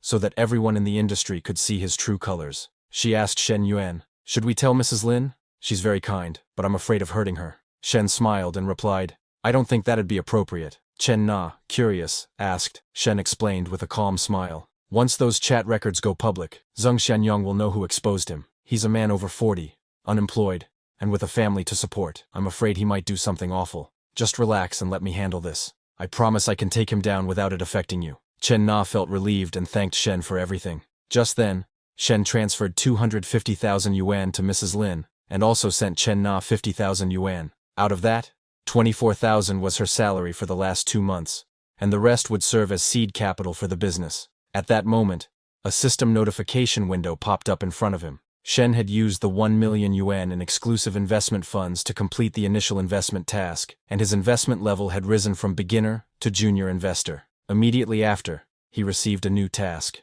Ongoing task. Initiated. As a perfect life should have a more diversified industry, he will receive 10 million yuan in exclusive investment funds to further expand investments. Completion rewards is that investment income will be tripled, and upon completing the investment, he will receive a mysterious industry. Shen smiled. He didn't expect the system to surprise him again. This time, the exclusive investment fund had multiplied by 10, and now he had 10 million yuan to invest. Plus, there was a mysterious industry included. After ending the call, Miss Lin approached Shen and told him she had received the payment. "It's been a pleasure working with you," she said. "I hope to see you again." As Shen touched Mrs. Lin's hand, he couldn't believe how soft they were, like she had no bones, yet with a meaty, tender touch. Could this be the charm of a married woman? He wondered. He smiled and told Miss Lin, "We'll definitely meet again in the future." Half an hour later, Shen took Chen Na to an expensive Japanese restaurant. Surprised, Chen Na said, "This restaurant is so expensive. Do you come here often?" Shen smiled and replied, "Not that often, but today's a good day to celebrate our partnership, so that's why I brought you here." As Shen looked at Chen Na, he couldn't take his eyes off her.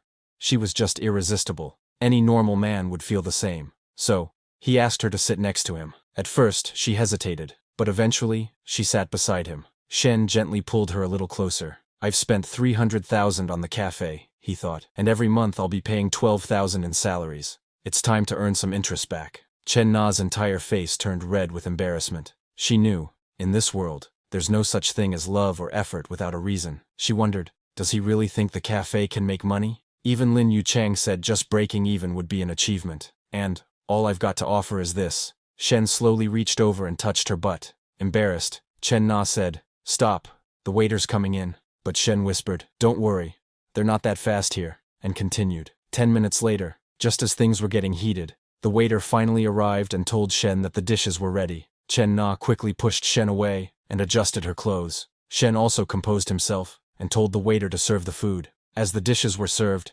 Shen leaned toward Chen Na and asked her to try the house specialty. Chen Na looked at Shen and realized he was actually quite handsome. But his only flaw is that he's a bit of a rascal, she thought. Even with such a beautiful girl beside him, he still acts like this in public. It's a shame he's drifting on his own now. No point dwelling on that. 40 minutes later, after dinner, the total bill came to 2,652 yuan. Shen scanned the QR code and paid. Even though the meal cost him 2,652 yuan, the system refunded him triple, earning him 5,304 yuan. Making money is just that easy, he thought. 1 meal equals the commission from selling a car. For the rich, spending 2,000 is like spending 20 for me. After dinner, Chen Na told Shen she wanted to return to the cafe to talk with Xiaoqiu and understand the situation better. She was starting work tomorrow and wanted to get familiar with things as soon as possible. However, Shen told her, it's already 8:30, and Xiaoqiu leaves at 9. If you go now, you might disturb her and earn her resentment. It's better to go home, get some rest, and come tomorrow. Chen Na's face turned bright red, and she agreed with Shen's suggestion. She also apologized for bothering him again, and asked if he could take her home. 10 minutes later, they reached Chen Na's house. She got out of the car and thanked Shen for all his hard work today. Tomorrow, after work, I'll hand you the report, she said before saying goodbye. However, Shen's mood was different. He looked at her and said, I'm a bit thirsty, mind if I come upstairs for some water? Embarrassed, Chen Na responded, I don't think that's very appropriate. Isn't it too soon? What happened at the restaurant was already my limit. Shen teased her and asked, is there another man at your place? Chen Na, startled, quickly responded, it's not what you think. I already broke up with Zihaiji. Shen smiled and said, then no problem. I'll just have some water. What's so inappropriate about that? Chen Na looked at him suspiciously and asked, are you really just going to have water and leave? Shen confidently replied, of course, but if you want me to stay over, I can. Chen Na stared at him with a cute expression on her face, then eventually let Shen into her home. As soon as they entered, Shen suddenly grabbed her from behind. Embarrassed, Chen Na said, didn't you say you were only going to have water? Shen nodded. But the water I want isn't the kind you were thinking of. He pulled her closer and started kissing her. At that moment, downstairs, Zihaiji came to Chen Na's place to apologize. He believed Chen Na had probably quit her job because of him. First, he thought, I have to earn her forgiveness, even if it's just to be friends again, and then I'll work hard to win her back. When he arrived, he noticed that the light in Chen Na's apartment was off. She must not be home, he thought, deciding to leave flowers at her door. Roses mean, I'll love you forever. This feeling won't change. She's smart. She'll surely know they're from me. But as he reached the front of her door, he suddenly heard strange sounds coming from inside. Zihaiji instantly recognized the voice. That's Nana's voice. His expression twisted. She said she had nothing to do with Mr. Zeng, but in reality, they're already together. He angrily banged on the door, shouting Mr. Zeng's name and demanding he come out. But it wasn't Mr. Zeng. It was Shen, who heard Zihaiji's voice and couldn't believe it. That idiot already broke up with her. Why is he getting involved again? What's his problem? Chen Na also heard something outside. Someone's knocking on the door, she said nervously. But Shen calmly told her, you're mistaken. It's probably someone knocking on the next door apartment. Don't worry. He lifted her into his arms and carried her to the bed. Embarrassed, Chen Na whispered, be gentle outside. Zihaiji collapsed to the ground in tears, right in front of Chen Na's door. He realized she had been completely taken by someone else. I have no chance left. With one last shred of dignity, he muttered through the door, at least, remember to use protection. 1 hour later, they were still going. Chen Na was overwhelmed with pleasure, but also a little worried about Shen. Shen asked her to lie down so she wouldn't get tired so easily. With the relentless skill the system gave me, my energy is endless. I just can't stop. Although Chen Na seemed outgoing, Shen hadn't expected her to be so shy and private. It made him even more attracted to her. Just like that, they continued all night. The next day, Shen lay in bed and suddenly smelled something amazing. Toasted bread and fried eggs. It was Chen Na, cooking breakfast for him. Looking at her, Shen thought, Chen Na is so considerate. Very different from the vibe I got from Hui Hui at the hotel. This kind of warmth only happens at home. The hotel just doesn't have it. Just then, he triggered another time-limited system task.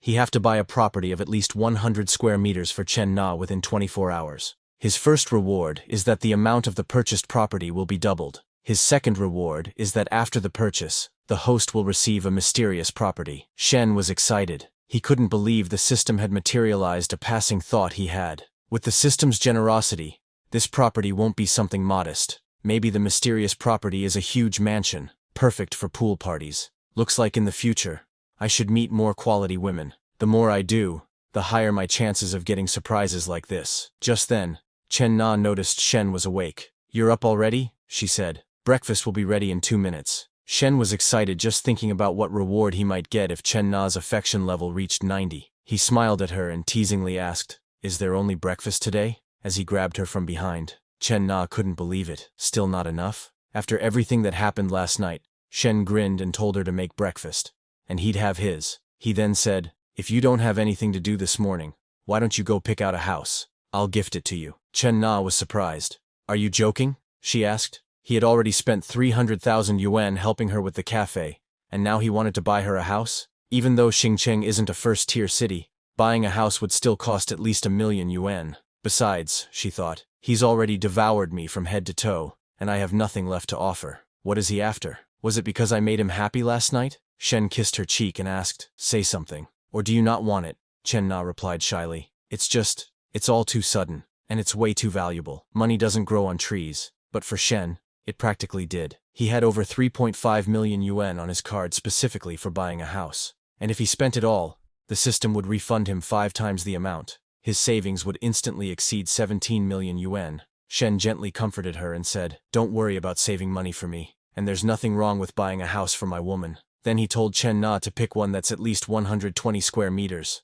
I don't want to treat you poorly, he added. He wiped her tears and said, we made so much noise last night, and the insulation here is terrible. The neighbors on both sides probably heard everything. We can't keep renting this place. Chen Na blushed and muttered, it's all your fault. Shen apologized and admitted his mistake, but also chuckled and said, you were really loud. Just then, Chen Na remembered something and said, Shen, I have 2 friends who wanted to visit the cafe today. I told them to come by at 10:30 a.m. Can you come with me? We can check out the house afterward too. Shen replied, buying a house isn't like buying vegetables. We need time to choose the right one and take care of the paperwork. An afternoon might not be enough. We should reserve more time. Chen Na realized the seriousness of the situation and agreed. I'll tell my friends we can meet some other time. She quickly texted her friend Chiang Qian and said she had something urgent to handle and couldn't make it to the cafe, but asked if they could meet tonight instead. However, Chiang Qian replied, saying she and Menglu were already almost at the cafe. In the car, Chiang Qian turned to Liu Menglu, who was driving, and said,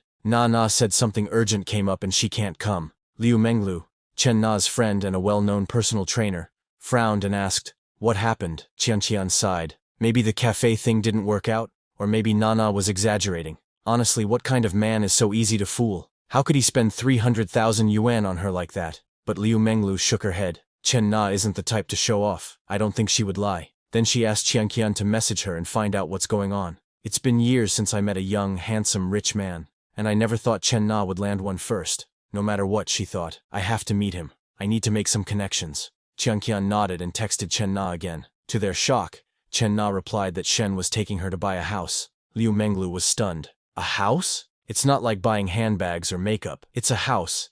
Even a small 40-square-meter apartment would cost between 500,000 and 600,000 yuan. Add that to the cafe investment, and now this man, someone she met less than half a month ago, was willing to spend between 800,000 and 900,000 yuan on her. She realized that no matter what, she absolutely had to meet this guy. Even if Na was with him, a man like that surely didn't have just one woman. Who knew how many more he had out there? As for attracting men, she believed she had more advantages than Chen Na. So she asked Chiang Qian to message Chen Na and find out which real estate development they were going to. She suggested they help her evaluate the property. Honestly, they had nothing else to do today, and it was better for several people to help choose rather than her doing it alone. She even apologized to Chen Na in the message, saying, this time, it's better if the benefits go to your own sisters rather than some random woman out there. Chiang Qian agreed and messaged Chen Na to ask about the location. 40 minutes later, both of them arrived at the Songhu Tiandi sales center. Liu Menglu was stunned.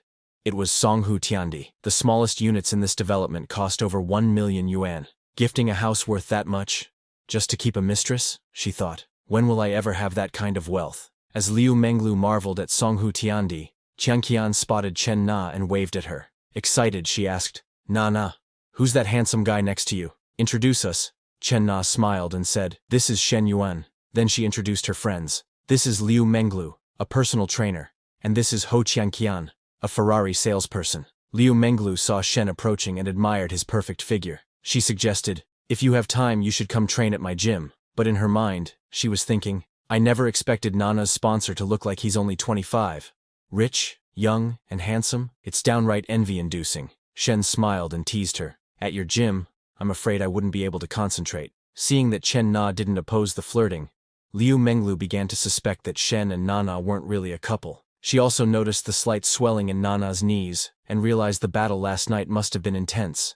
Maybe she pleased her sponsor a lot, she calculated, which is why he brought her to buy a house. Qian also greeted Shen and told him, "If you're thinking of changing cars, you should come check out the Ferraris in our showroom." Shen nodded and replied, "If I decide to change my car, I'll contact you." What really got Shen excited, though, was their affection levels. In less than 5 minutes of meeting, both women were already interested in him. He began to wonder if they were really Chen Na's good friends. But for Shen, this wasn't a bad thing. It actually benefited him. The more women with affection levels over 60, the more money trees he'd have. After the introductions, they all headed inside to look for a suitable house for Chen Na. Inside, many onlookers admired Shen, buying a house and bringing 3 beauties with him. Just then, one of the sales representatives approached Shen and said, "We currently have available units in buildings 3 and 9, with an average price of around 15,000 yuan per square meter. Would you like to see the model room first?" However, Shen replied, "There's no need," and told her that his budget is 3 million yuan. He asked her to recommend units and floors that fit within that range. The salesperson politely apologized and invited him to the negotiation room for a more professional consultation. Liu Menglu was stunned. What kind of tycoon is this Shen Yuan? Spending 3 million so casually? This kind of sponsor is definitely someone worth clinging to. No doubt about it.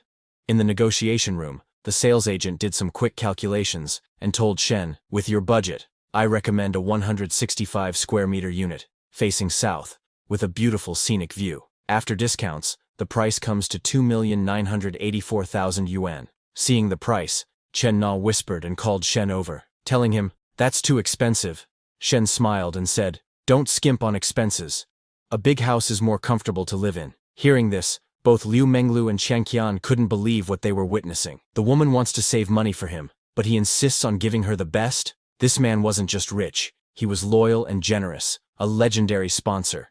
A man like him was nearly impossible to find. Seeing everyone looking at him, Shen realized he had to negotiate, or else people might think he was a fool. So he turned to the salesperson and said, "Let's talk discounts, gorgeous. I know you've got room to work with." Hearing this, the salesperson smiled and told Shen that if he could make a decision today, she'd immediately request an even bigger discount for him. But Shen told her there was no need for additional discounts. They'd rather trade for 2 parking spaces instead. The price would be about the same. Liu Menglu, watching the scene unfold, realized she had to win over this man, no matter what. Meanwhile, Shen noticed the sudden change in Liu Menglu's behavior and wondered what was going on with her. When he looked her way, Liu Menglu boldly showed him her bra. Shen blushed, admiring her figure, thinking, if something really happened with her, the feeling would be unimaginable. But he quickly snapped back to reality.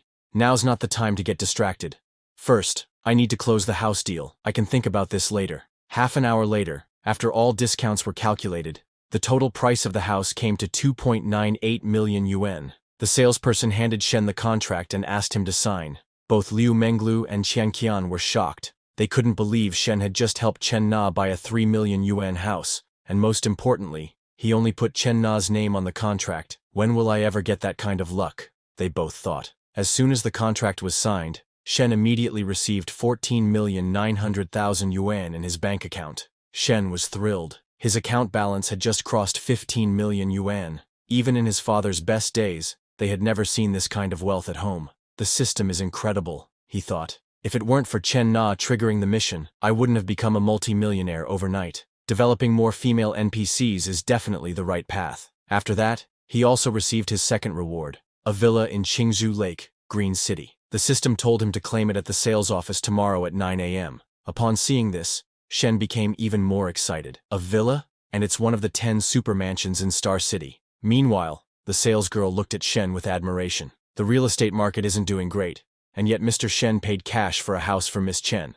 And clearly, they're not even a couple. They don't even seem like boyfriend and girlfriend. I'd love to have a client like him. She told Shen, "The contract is signed. I'll contact Miss Chen to handle the remaining procedures." Then she asked, "Should we exchange WeChat contacts? That way, if you have any purchasing needs in the future, you can reach me anytime." Shen agreed and gave her his WeChat. Liu Menglu, visibly jealous, thought, "Where did this vixen come from? How dare she try to mess with my target?" She quickly stood up and said to Shen, "I've also been thinking about buying a small apartment lately. When I do, I'll definitely need your advice, with your experience." She added, "And if you ever need training, you can count on me." Shen nodded and shared his WeChat account with her too. Then he turned to Chen Na and said, "I've got other things to take care of this afternoon, so I won't be joining you. I also don't want to get in your way." Liu Menglu, however, couldn't believe he was leaving already, not even staying for a meal. With all she had to offer, she was disappointed, but she also knew this wasn't the right time. There would be more opportunities in the future. Then Chen Na asked Menglu and Qianqian to find a place to eat first, and afterward, she could show them her coffee shop. Qianqian excitedly told Chen Na, "Today is a happy day. You're throwing us a party for getting a house worth 3 million yuan." Menglu agreed, though her facial expression showed that her thoughts were still on Shen. Half an hour later, back in the school cafeteria, Shen was getting himself something to eat when he noticed Professor Li sitting alone, lost in thought. Just then, she received a phone call from Secretary Liu, asking her if she had prepared the materials and if the report would be ready by tomorrow. Professor Li told Secretary Liu not to worry, it would be ready. She had already looked into it. Right now, the University of Science and Technology, the Agricultural University, and even the business school all had this kind of startup base. Then Secretary Liu asked if she was free tomorrow night, but she refused and apologized, saying she truly had something else planned. After the call ended, Shen walked over and asked her what was wrong. Professor Li told him that the school was planning to establish a startup base for college students, and she was part of the working group. That's what the call had been about. Shen, curious, asked her to tell him more about the startup base. Professor Li explained that the school planned to support students with entrepreneurial ideas by offering funding, space, and guidance, but currently, they were facing challenges due to a lack of funding and needed to partner with outside companies. Shen then asked what conditions the school could offer these companies in exchange for investment. Professor Li admitted that the school didn't have much to offer, just talent. The idea was to sign contracts with companies, promising to send them high-quality graduates each year. Hearing this, Shen replied, "The school doesn't really have an advantage there. Our graduates' quality doesn't compare to those from elite universities. There's nothing exciting enough to attract investment." Professor Li nodded. She understood that if companies didn't see any benefit, they naturally wouldn't invest. What frustrated her most, however, was that Secretary Liu was pressuring her to attend drinking sessions with company directors, hoping she could persuade them to invest in the project. Seeing how worried she looked, Shen realized something was off. Even though he had 10 million yuan in exclusive investment funds and was willing to invest, he also had to consider profitability. For the project to be sustainable, the student success rate needed to reach 33%, but at their school, it might not even hit 20%. Just then, Shen was about to speak, but before he could say anything, Professor Li asked if he was interested, thinking Shen Yuan might want to start a business. Shen nodded and replied, "But not exactly. I'm actually thinking of sponsoring this project." Professor Li smiled and said, "It's good to have that idea, but since the project hasn't launched yet, it may be difficult." Just as Shen was thinking it through, the system suddenly triggered a mission. He have to earn prestige points by investing in university projects, and for every 500 prestige points accumulated, he gets one draw, with a chance to gain attribute points or special skills. This prestige points represent the host's reputation within the university. They reflect admiration, recognition, and respect from students and faculty. These points are only valid within the university system. Shen was surprised. He couldn't believe this could trigger a mission too. Well, after all, the exclusive investment funds were given by the system. If he didn't have to worry about profitability and could earn prestige points instead, then this startup-based project was perfect. It would also help Professor Li solve her urgent problem. Absolutely. He was the investor. He got to decide who to invest in and how much. Wouldn't it be awesome to invest in the shops of older and younger female classmates, rack up prestige points, and at the same time boost their affection? He could make so much money his hands would hurt from counting it. So he asked the professor, if someone or a company is willing to invest, who evaluates which students get the funding, the investor or the school? Better to clear that up now. He didn't want to invest his own money only for the school to interfere later. Professor Li told him that, in theory, the school was supposed to evaluate the students, but since they currently couldn't find any investors, there was plenty of room for negotiation. However, she frowned and asked Shen, "Why are you asking all of this all of a sudden?" Shen smiled and said, "Because I want to invest. But I have one condition. I must be the one to evaluate which students receive the funding." Professor Li didn't believe him at all. "This isn't the time to joke," she said. "Didn't your family go bankrupt recently? You even applied for financial aid." Shen didn't bother trying to convince her with words. He simply pulled out his phone, opened his bank app, and showed her his balance. "Take a close look," he said. "See how many zeros I've got." There was no need to be discreet anymore. In fact, he needed to show off more if he wanted to earn more prestige points. Professor Li looked closely and couldn't believe it. Shen's account was loaded with 15 million yuan. She asked in disbelief, "How did you earn so much money?" "Didn't your family go bankrupt?" Shen explained. "Back when my family business was still doing okay, I also started investing in cryptocurrency and foreign exchange markets. I earned this money myself. Professor Lee was still in shock. She couldn't believe one of her students was a multi-millionaire. Shen stepped closer to her and said, "Come away with me. In the future, we'll travel the world, and I'll make sure you live in luxury." Professor Lee blushed, flustered by the bold statement. "Don't be silly," she muttered. Then she asked Shen, "Are you really sure you want to invest in this project? As far as I know, college startup bases seldom turn a profit. You should think carefully. This isn't a small amount of money." But Shen told her, "I understand that, but it doesn't matter. I mainly want to contribute to my alma mater's development." Seeing how serious Shen was, Professor Lee started to wonder, is he doing all this for me? But she quickly dismissed those thoughts. He's my student. I can't think of him like that. She stood up and told Shen, "I'll talk to Secretary Liu about it later. You take your time eating. We'll talk more soon." Before she left, Shen reminded her with a grin, "Think about my proposal too." A moment later, Chen Na sent Shen a few photos of herself with a cup of coffee, and told him she made it herself. She invited him to come try it when he had time. For Shen though, the coffee wasn't what caught his attention. It was the outfit she was wearing. That's what's really tempting. So he headed toward the coffee shop to meet her. Meanwhile, one of Shen Yuan's classmates, Kong Xiaoyi, from Group 2 of International Trade, was out shopping with 2 other classmates. One of them said, "Shen Yuan's no longer the rich kid. He's broke now. Why do you still think about him every day? He probably has to work part-time just to pay his tuition." But the short-haired girl with the pink skull cap turned to Yu Ping, the one who had been speaking, and replied, "I'm the one dating Huang Haibao, not you." Shen Yuan's roommate? Yu Ping scoffed and told her friends, "Don't even bring him up. I've already turned him down multiple times, but he keeps chasing after me. Still," she added with a smirk, "when he treats me to a meal, I'll invite you both along. Let's see how he reacts." She continued, half laughing, "But hey, if I go out with Huang Haibao, at least I get a free meal. If you hang around Shen Yuan, you'll only end up losing money. So, Xiaoyi, you really need to think carefully." Just then, the short-haired girl in the pink skirt noticed Shen approaching and quickly nudged Yu Ping. "Lower your voice. Look, Shen Yuan's coming," Yu Ping mockingly remarked. "Oh look, is he heading to his part-time job? It's just past 3, exactly when restaurants start prepping for the dinner rush." The girl in the pink skirt laughed and said, "Let's ask him where he's working. Maybe we'll stop by and support him." Xiaoyi tried to stop them, whispering, "Isn't that a bit inappropriate? We're all classmates. No need to mock him like that." But Yu Ping didn't listen. She walked up to Shen and said with fake concern, "Hey, we haven't seen you around lately." "Been busy with a part-time job," she added with a smirk. "Which place is it? We could come by and show our support." Shen smiled to himself. What kind of question is that? A part-time job? Do they really think I need one? But since his roommate Huang was chasing after Yu Ping, he decided to play along rather than cause drama. He'd mess with them a bit. He casually replied, "I'm working at a coffee shop. Come by sometime. I'll treat you to some free coffee." However, when they arrived at the cafe, the girls were stunned. They couldn't believe their eyes. 2 beautiful women were there. "Are they models?" one of them whispered. "They're so stylish and gorgeous.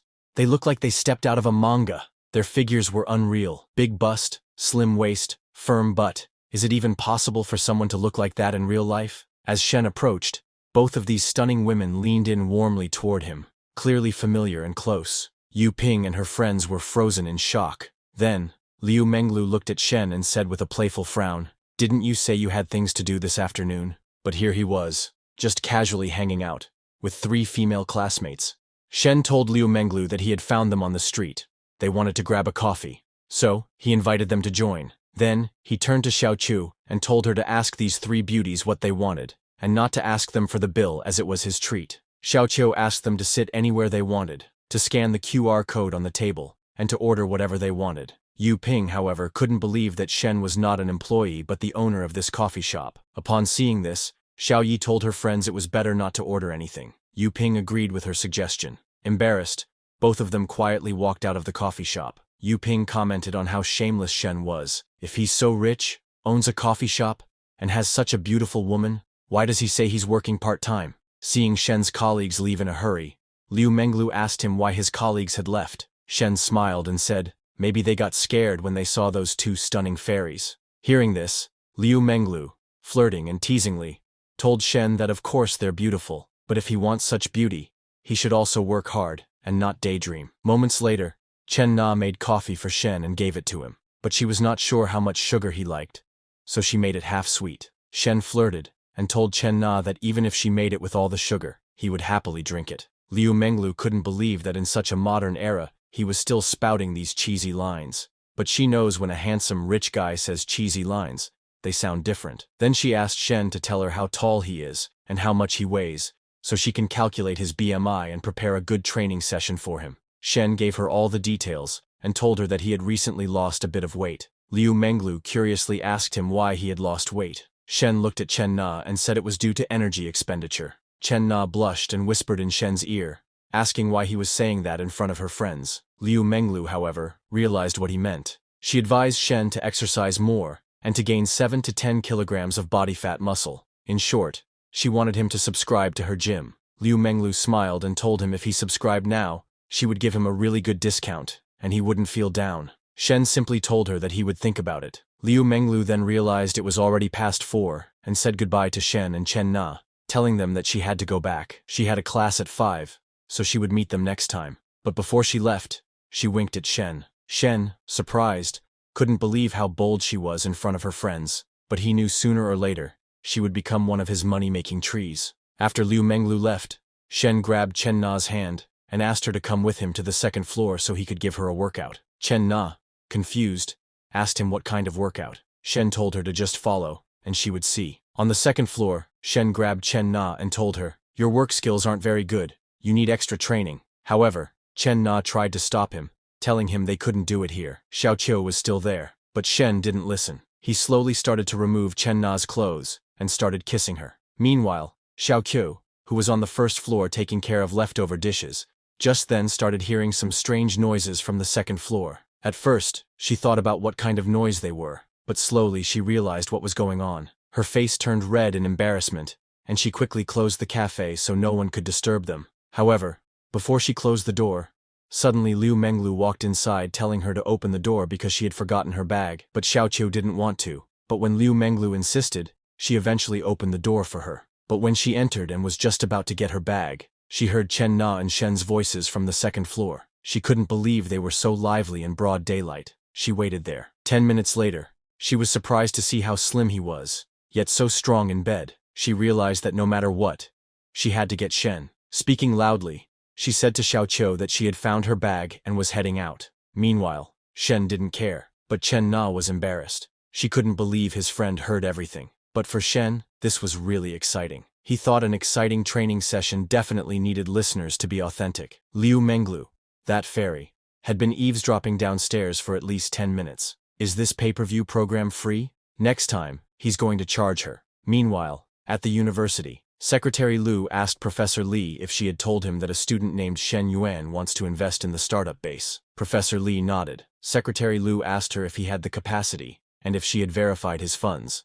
Professor Li told Secretary Liu that at first, she didn't believe it either. But when she saw his bank account balance of over 10 million with her own eyes, she realized he was not lying. Secretary Liu, shocked, asked her if she was telling the truth, and if he really had 10 million. She also asked if he was sure the money wasn't from his parents, and that he had the right to use it. Professor Li told Secretary Liu that the money was all Shen's, and he had full control over it. Secretary Liu smiled and told Professor Li that in that case, they didn't need to keep cooperating with external companies. He told Professor Li to invite Shen to his office and discuss cooperation with him. However, Professor Li told the secretary that even though Shen is a student, if they want him to be an investor, shouldn't they be more friendly? Secretary Liu smiled and told her not to worry, and to do as he said. Of course, a student from their own school, they can't let him get too big for his britches, they need to keep him humble. Meanwhile, Shen, who was busy with his work, suddenly received a call from Professor Li. Then he asked her about the situation.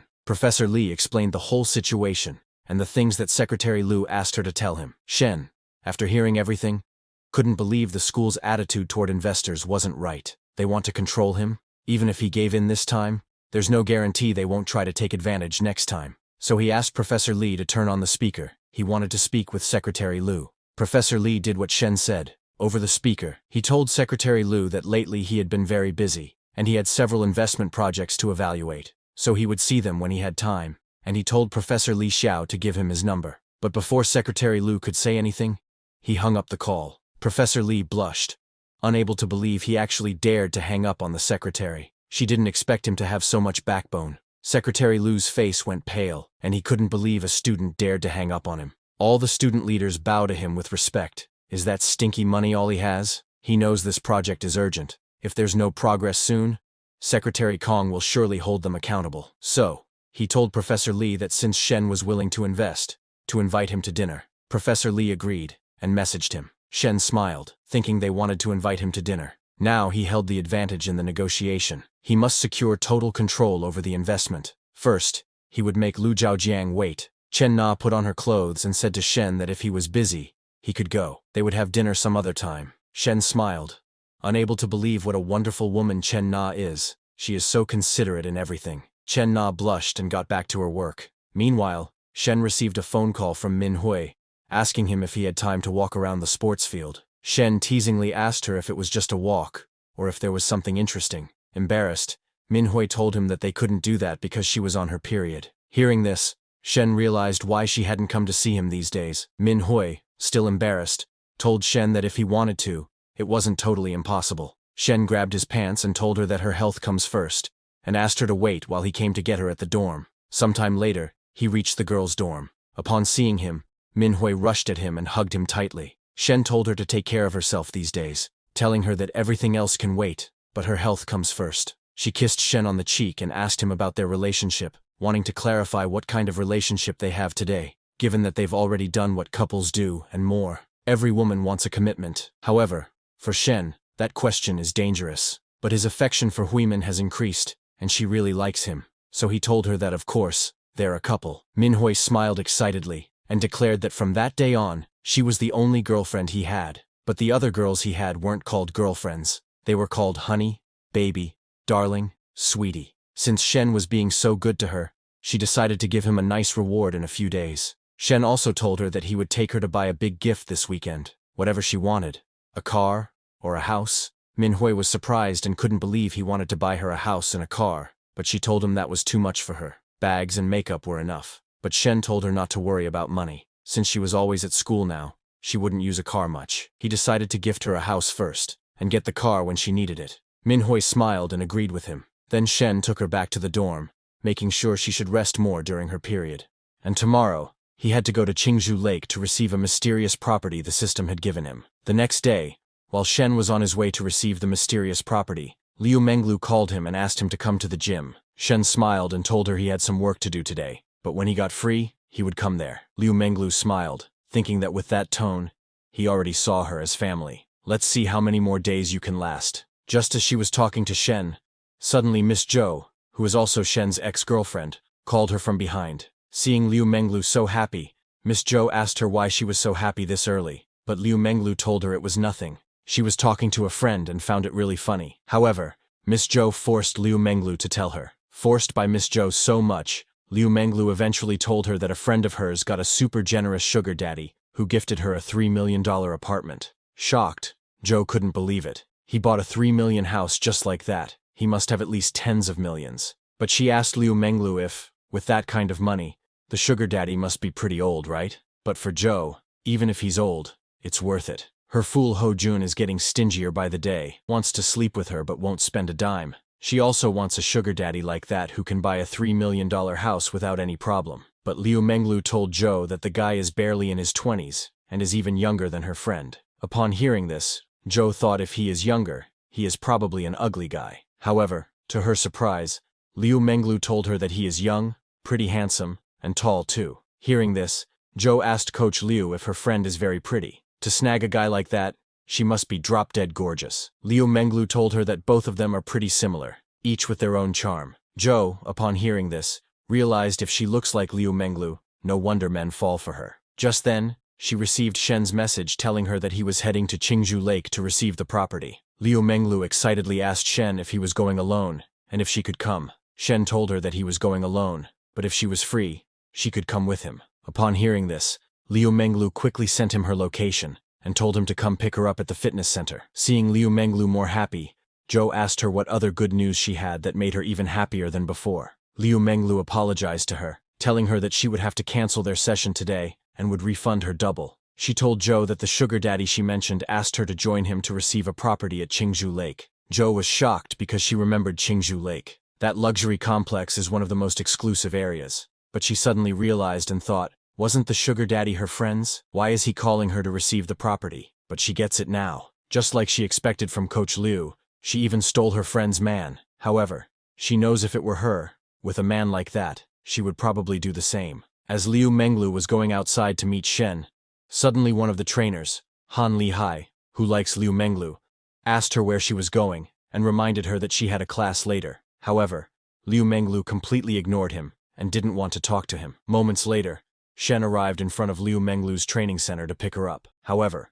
Zhou and Han Lihai were watching this from inside. Han Lihai couldn't believe a guy who drives an M9 could win over Menglu, when not even the guy with the G-class could do it. Zhou, who was standing beside him, told him not to judge this guy by his cover. This guy bought his girlfriend a $3 million apartment without blinking. Han Lihai, shocked, asked Zhou if she was joking because $3 million is his 1 year's earnings. But before Zhou could say anything, she noticed that the guy inside the car looked somewhat familiar to her. What she was thinking at first was right. He is her ex-boyfriend Shen. Shocked, she couldn't believe the tall, handsome, young, and wealthy guy Coach Liu talked about was Shen Yuan, her ex-boyfriend, who became a millionaire, and she had dumped him just 2 weeks ago after finding out that his family went bankrupt. Zhou couldn't believe she actually missed a chance to be with him instead of Bao Jun. Just then, she received a message from Bao Jun telling her that he had some information. Zhou, furious, thought, who does he think he is? He always tries to skip the formalities and get straight to the point. Do I look that cheap to him?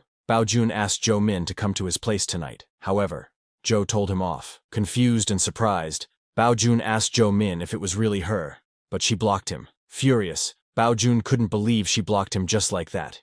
He didn't even know what the heck just happened.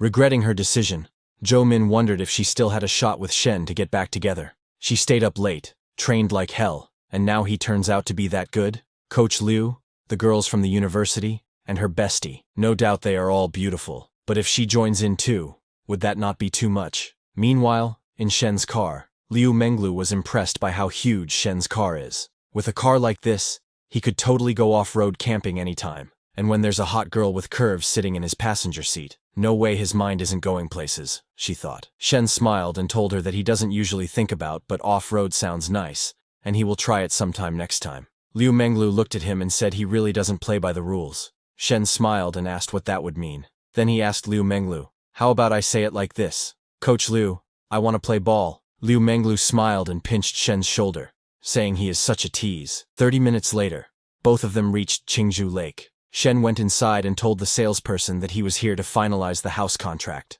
The real estate agent, Guan Shufeng, welcomed Shen and asked him if he would like to see the house first or review the contract. But Shen told her to just sign the contract directly. He'll view the house after that. Guan Shufeng nodded and gave Shen all the house-related documents to sign. After the contract was signed, Guan Shufeng accompanied Shen and Liu Menglu to review the house. While on their way to see the house, Guan Shufeng noticed that Mr. Shen and this lady clearly don't look like a couple. But compared to her, that woman's figure, it's kind of unfair. She couldn't believe why there's such a difference between women.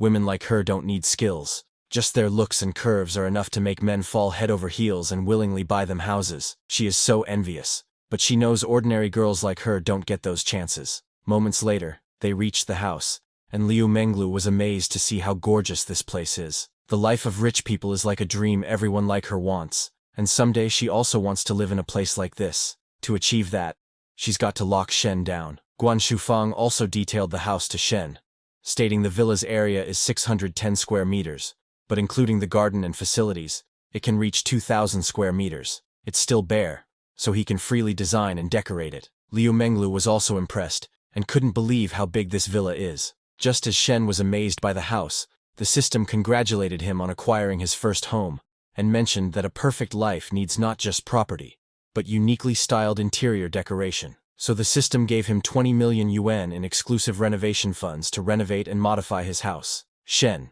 shocked, couldn't believe the system was serious, using 20 million to renovate a house worth just over 10 million. But he couldn't deny whatever the system said, he could only obey. So he asked Miss Guan if she knew any good renovation companies. Miss Guan nodded and told him that there are several top renovation companies in Star City with great reputations their company knows, so she would send Shen their contact info later. Now, for Shen, there's not much to see in a bare-bones house anyway. He told Miss Guan that's enough. However, Liu Menglu, excited, asked Shen if she could record a video and post it on QuickSound. Shen agreed, but told her not to show his face. Liu Menglu teased him, saying a guy like him would bet other influencers if he posted edited pics of his online. Curious, Shen asked Liu Menglu how many followers she has on QuickSound.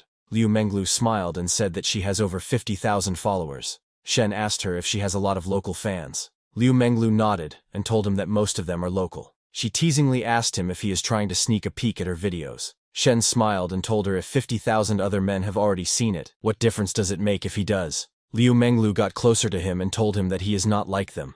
They only get to see the regular version. On the other hand, he gets the premium custom edition. Shen excitedly asks Liu Menglu to send him her QuickSound account later. He's got a bar review video coming up. If she wants in, she can try filming with him. Liu Menglu is surprised to find out that Shen has a review channel too. She quickly sends her QuickSound account to him. After that, Shen asks Liu Menglu if he should drive her back to the gym now, or if she wants to go somewhere else. Liu Menglu smiles and asks, "Where else would I go? Got something in mind?" Shen teasingly says they were going to go play ball. However, Liu Menglu tells him to keep dreaming. Men are all the same.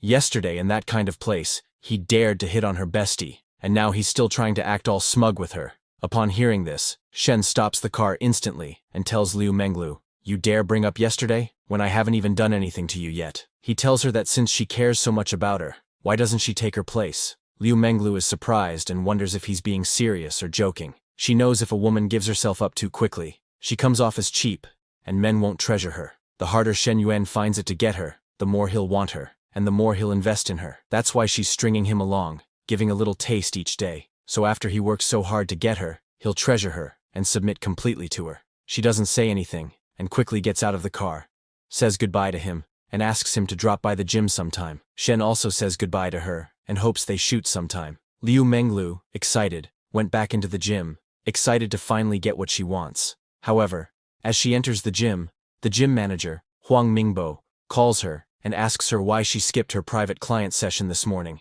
and mentions it's a violation of the contract. Liu Menglu, confused, tells manager Huang that she had something personal to take care of at the last minute. So she informed Miss Zhou, saying she'll be refunded double for the session. But manager Huang tells her that she may have agreed to refund Miss Zhou double for the session, but she still lodged a formal complaint. Liu Menglu, confused, wonders why Miss Zhou suddenly came after her, but she guesses manager Huang has got something on her now. First, he scolds her as the manager, then switches to a wise guy tone, acting like he's advising her. Does he think that's enough to win her over? But for her, that kind of man who can conquer her sure isn't his type. So she thanks manager Huang and excuses herself, telling him if there's nothing else, she'll get back to work. But manager Huang tells her that it's almost noon, and she's got no sessions. So he invites Liu Menglu to eat together, but she refuses, telling him that she brought her own lunch and doesn't consume things with too much exposure. "I'm a coach inside and out, doing even the boss's job, and you think you can pressure me? I'm a woman headed for the show's luxury mansion. Trash like him can't even compare to her dog." Meanwhile, at the school committee secretary Kong Zongping's office, Secretary Liu informed Secretary Kong that the school advisor was asking what reason the student named Shen Yuan had to be directly admitted to the entrepreneurship base. Secretary Kong replied that it was Shen's homeroom teacher who recommended him. He then asked Secretary Liu if he had interacted with Shen. Secretary Liu said not yet, adding that he had asked Shen to send over the application materials, but Shen hadn't responded so far. Hearing that, Secretary Kong told Secretary Liu that since they were processing this, they needed to get all the details about Shen straight. They couldn't just rush into any decision. Secretary Liu replied, and said they must avoid carelessness. So, he suggested, "How about I reach out to Shen in advance?" Secretary Kong said no, and told him they still shouldn't act rashly and alert Shen. He added that this afternoon they would hold a preliminary meeting and bring Teacher Li along. Secretary Liu was surprised to hear that Secretary Kong was going in person. That was a much bigger deal than him and the academic dean showing up. Then at 5 p.m., in the boys' dormitory, while Shen was resting, Lin Chin came in and called out, "Third bro?" He told Shen that he had been chatting with Tian Yuping on WeChat for a long time, and asked Shen to estimate how much longer before he could conquer her. Hearing that, Shen took his phone and saw that Lin Chin had been sending long messages to Tian Yuping, while she responded minimally. Seeing that, Shen thought, Lin Chin really is damn persistent. Over 3 years, and not even a bit of progress. Lin Chin asked Shen what he thought, saying, "She replies to every single message now. Totally different from before when she never did. This is a qualitative leap. I can feel the progress bar steadily moving forward." Hearing that, Shen thought, "Lin Chin, if that's how you really see it, then what else can I say? As long as you're happy." He told Lin Chin he should just ask Lao Chao to tutor him. Lao Chao was their third roommate, but Lin Chin immediately replied that Lao Chao was a total virgin. What does he know? You're the most experienced one in this dorm. Hearing that, Lao Chao asked, Brother Lin Chin? I didn't offend you today, did I? But Lin Chin completely ignored him and continued, at the very least, she's replying to my messages. She even agreed to go out this weekend. Doesn't that mean she's warming up to me again?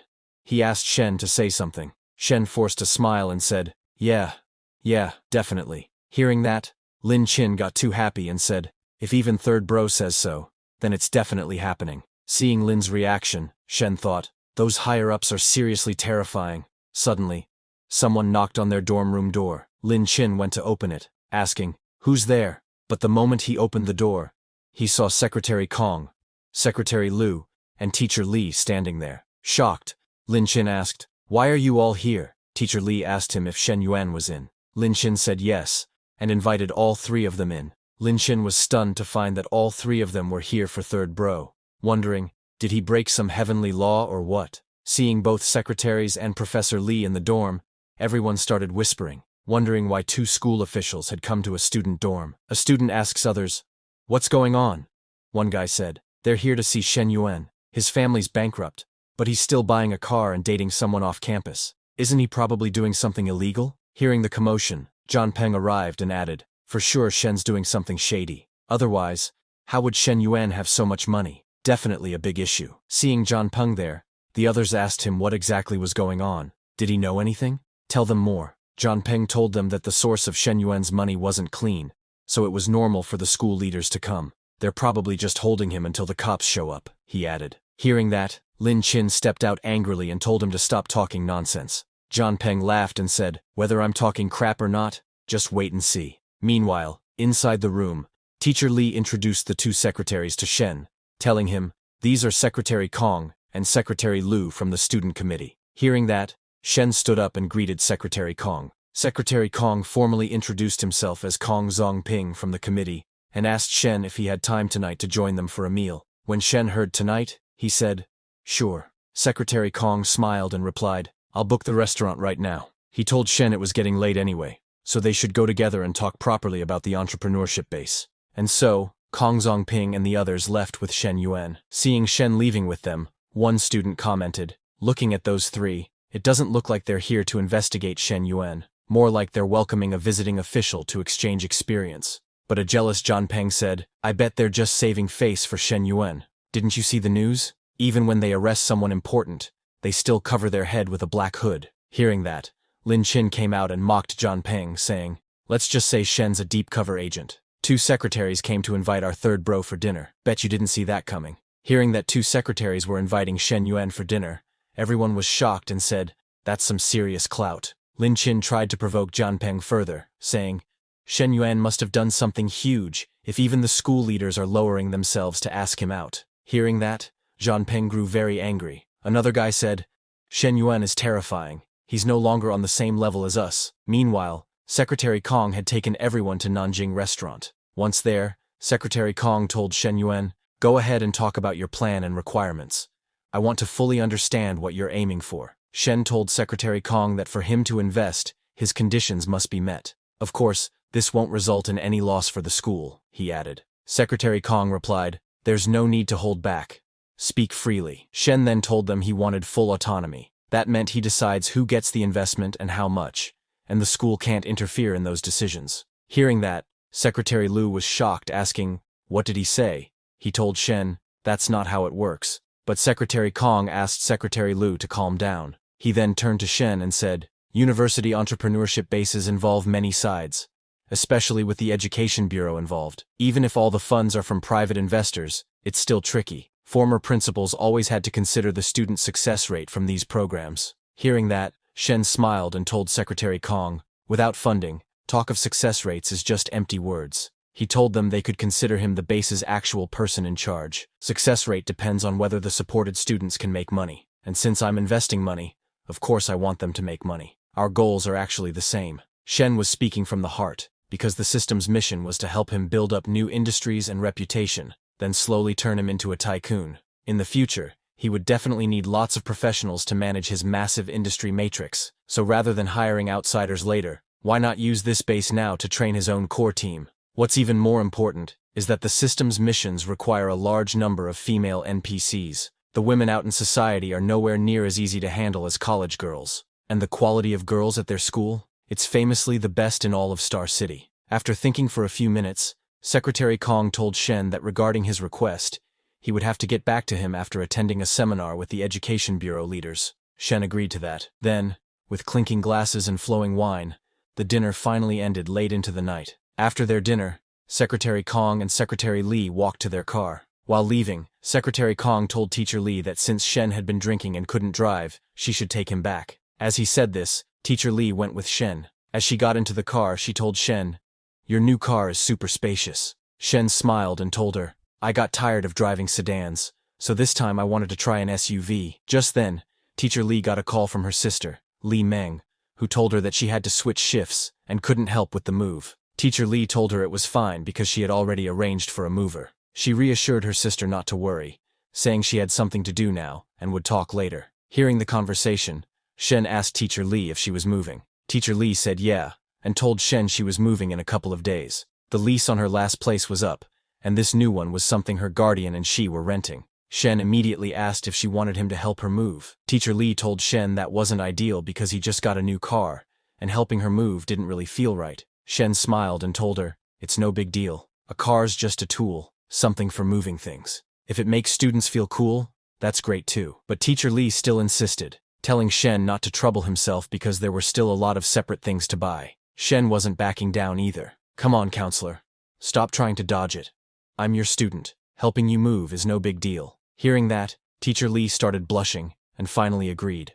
While looking at Shen's face, she thought, Shen Yuan's face was on the lean side, with sharp features. If she set aside his identity as a student and looked from the perspective of the opposite sex, he was actually kind of handsome. But suddenly, it hit Teacher Lee. Shen had hinted at it like that, offered to help her move, and it even fit the earlier signs.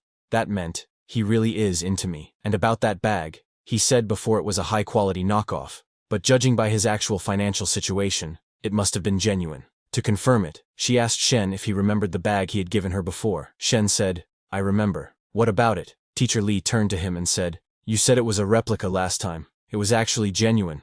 But it doesn't matter, since you're a student who's not short on money now, giving a gift to a teacher you like." Hearing that, Shen panicked and said, "What I meant was, as a respectful gift for a teacher." "What about the bag?" Teacher Lee became too embarrassed, thinking, as expected, but it's not appropriate. First, I'm older than him, and second, we're teacher and student. She tried to say something, but Shen told her, "It's fine now. There's no need to say things like you refuse, because either way, I'm not giving up." By now, they had arrived at Teacher Lee's home. As they got out of the car, Teacher Lee asked Shen if he was sleeping at home tonight. Shen said no, telling her that there was no room for him upstairs, so he was heading back to the dorm. Hearing that, Teacher Lee handed Shen the car key, saying, "Then I'll park the car here, and you can come pick it up tomorrow." Shen reached out for the key, and while doing so, he kissed Teacher Lee on the cheek, shocking her. Teacher Lee started blushing, thinking Shen was getting bolder and bolder. Last time it was at home for dinner, once in the office, and now he even dared to kiss her directly. Embarrassed, Teacher Lee ran away from there saying, "Shen Yuan, you are a bad student." Shen smiled, seeing her cute reaction. Just then, he got a call from Chen Na, asking if he was at school. She explained that Miss Lin Yuchang had left something at the cafe, and asked Shen if he could open the door for her, since she was almost there. Chen Na and Xiao Chu both lived far away, and couldn't make it in time. Shen said, "All right, I'll open the door." When Shen arrived at the cafe, Miss Lin was already there. She apologized to Shen Yuan, telling him that she had left some of her child's toys in the cafe and had forgotten to take them last time. Shen told her it was no problem and opened the door for her. He turned on the lights as Miss Lin searched for the toys. She saw that they were under the table and pulled out a bag, telling Shen that these were all toys her child had dropped when he came there to play, and that they were scattered all over the place. As she bent down to collect the toys, she unintentionally showed Shen a very beautiful view. Shen told her there was no rush.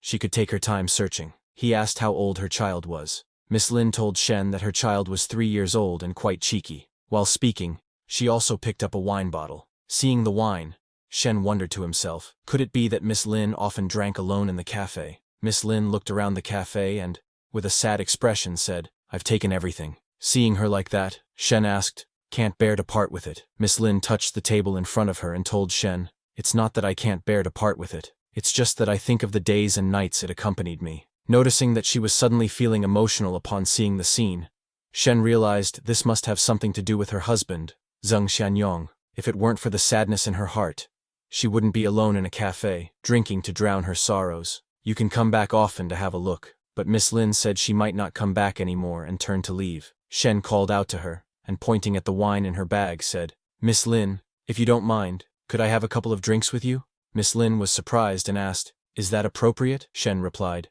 there's nothing inappropriate about it. Shen took out some wine glasses, and both of them sat down to drink. While pouring her wine, Shen asked, feeling down? I guess it has something to do with family. Surprised, Miss Lin asked, how did you know? Shen told her that he actually knew her husband, Zheng Xianyong, who was the general manager of the 4S store. He said he had heard a little about what he had done, adding that Chen Na had been his employee before and had resigned because of her husband. Shocked, Miss Lin asked, could it be that Miss Chen and my husband were? Shen immediately clarified and told her that her husband, Zheng Xianyong, had frequently harassed Chen Na, and she left because she couldn't stand it anymore. Hearing that, Miss Lin let out a sigh of relief and said, that's good. Otherwise, my husband would have committed an even greater crime. She told Shen that she had actually been planning to divorce him recently and had collected a lot of evidence of his cheating. She had also read many chat records in which he threatened and bribed his subordinates. Annoyed by her husband, she said, we've been married for 5 years. I didn't expect him to be this kind of person. But I hesitate, because he's my child's father. I'm worried that if I divorce him, my child will grow up in a single-parent household and develop psychological problems. Hearing that, Shen advised her that when it's time to cut ties, it's important to do so. Children are certainly important, but letting them face this situation for too long will cause greater harm. Therefore, whether for herself or for the child, she must make the right decision. Hearing that, Miss Lin said it did make sense. She was surprised by Shen. She had always thought of him as young and generous, but now it seemed he was much more mature than she had imagined. He even exuded a unique charm that her husband,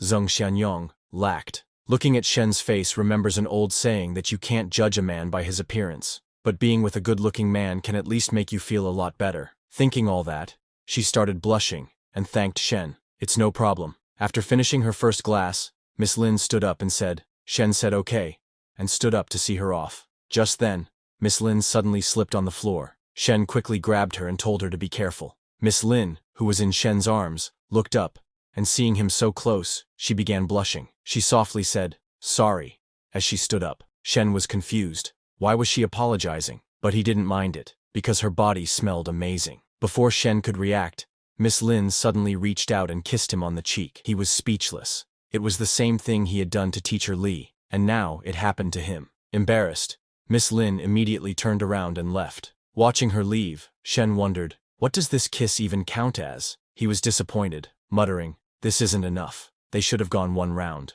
Meanwhile, walking back to her house, Miss Lin was extremely embarrassed. This must be because of the wine. For so many years, she had strictly adhered to the duties of a wife without overstepping any bounds. The only thing that was a bit out of line was fulfilling her own needs, and that had to be blamed on Zheng Xianyong for being a useless coward. But just now, she had surprisingly felt a sense of satisfaction, and she couldn't quite understand what that feeling was. On the other hand, Shen closed the cafe and called Chen Na, telling her that his dormitory was closed and he couldn't go back, so he'd sleep at her place tonight. Chen Na first told him to get a room outside, but Shen said, no need to waste money. He told her to relax, saying, I won't do anything tonight, I just want to hug you. 20 minutes later, Shen arrived at Chen Na's place. She opened the door and was surprised to see his condition. How much did you drink? She asked. Shen, who wasn't completely drunk, replied, it was the school leader's dinner gathering. I didn't have a choice. She helped him inside, telling him to sit for 10 minutes, then take a shower while she brewed him a cup of sobering tea. But Shen grabbed her from behind and asked her to wait, saying, hug comes first.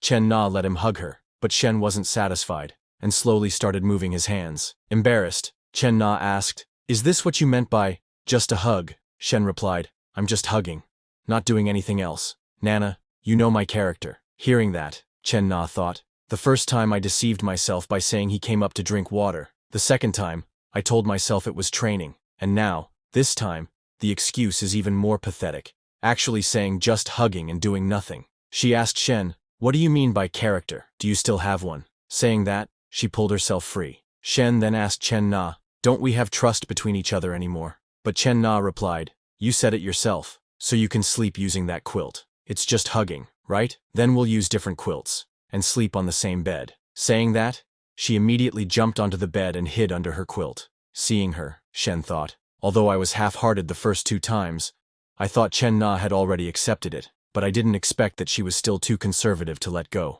But Shen had many ways to deal with this long night. He covered himself with his quilt and started coughing, saying, "It's so cold." Hearing that, Chen Na immediately looked back and asked Shen, "What's wrong?"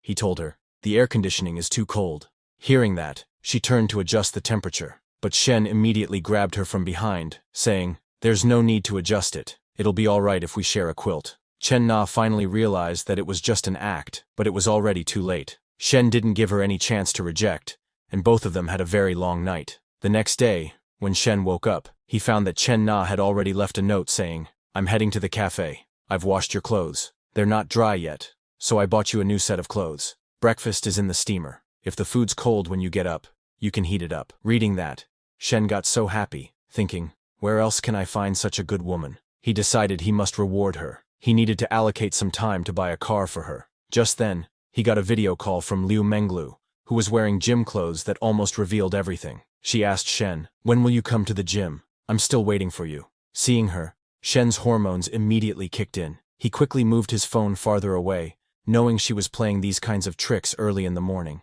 He tried to convince himself, "She's Nana's best friend. Don't look." But he couldn't convince his mind. He took another glance. Liu Menglu smiled and asked him, "Why did you move your phone so far away? Are you afraid I'll eat you up?" Shen couldn't say anything, and just tried to control himself, knowing that this bold woman was blatantly seducing him. That's all for today, everyone. Before we wrap up, I want to let you know that we've recently launched a membership program here, where you can enjoy perks like early access to videos and soon, exclusive content just for members. You'll also receive custom badges and emojis to enhance your interactions. If you're interested, consider joining our membership to enjoy these benefits. Check out the link in the description to join. See you all in the next video.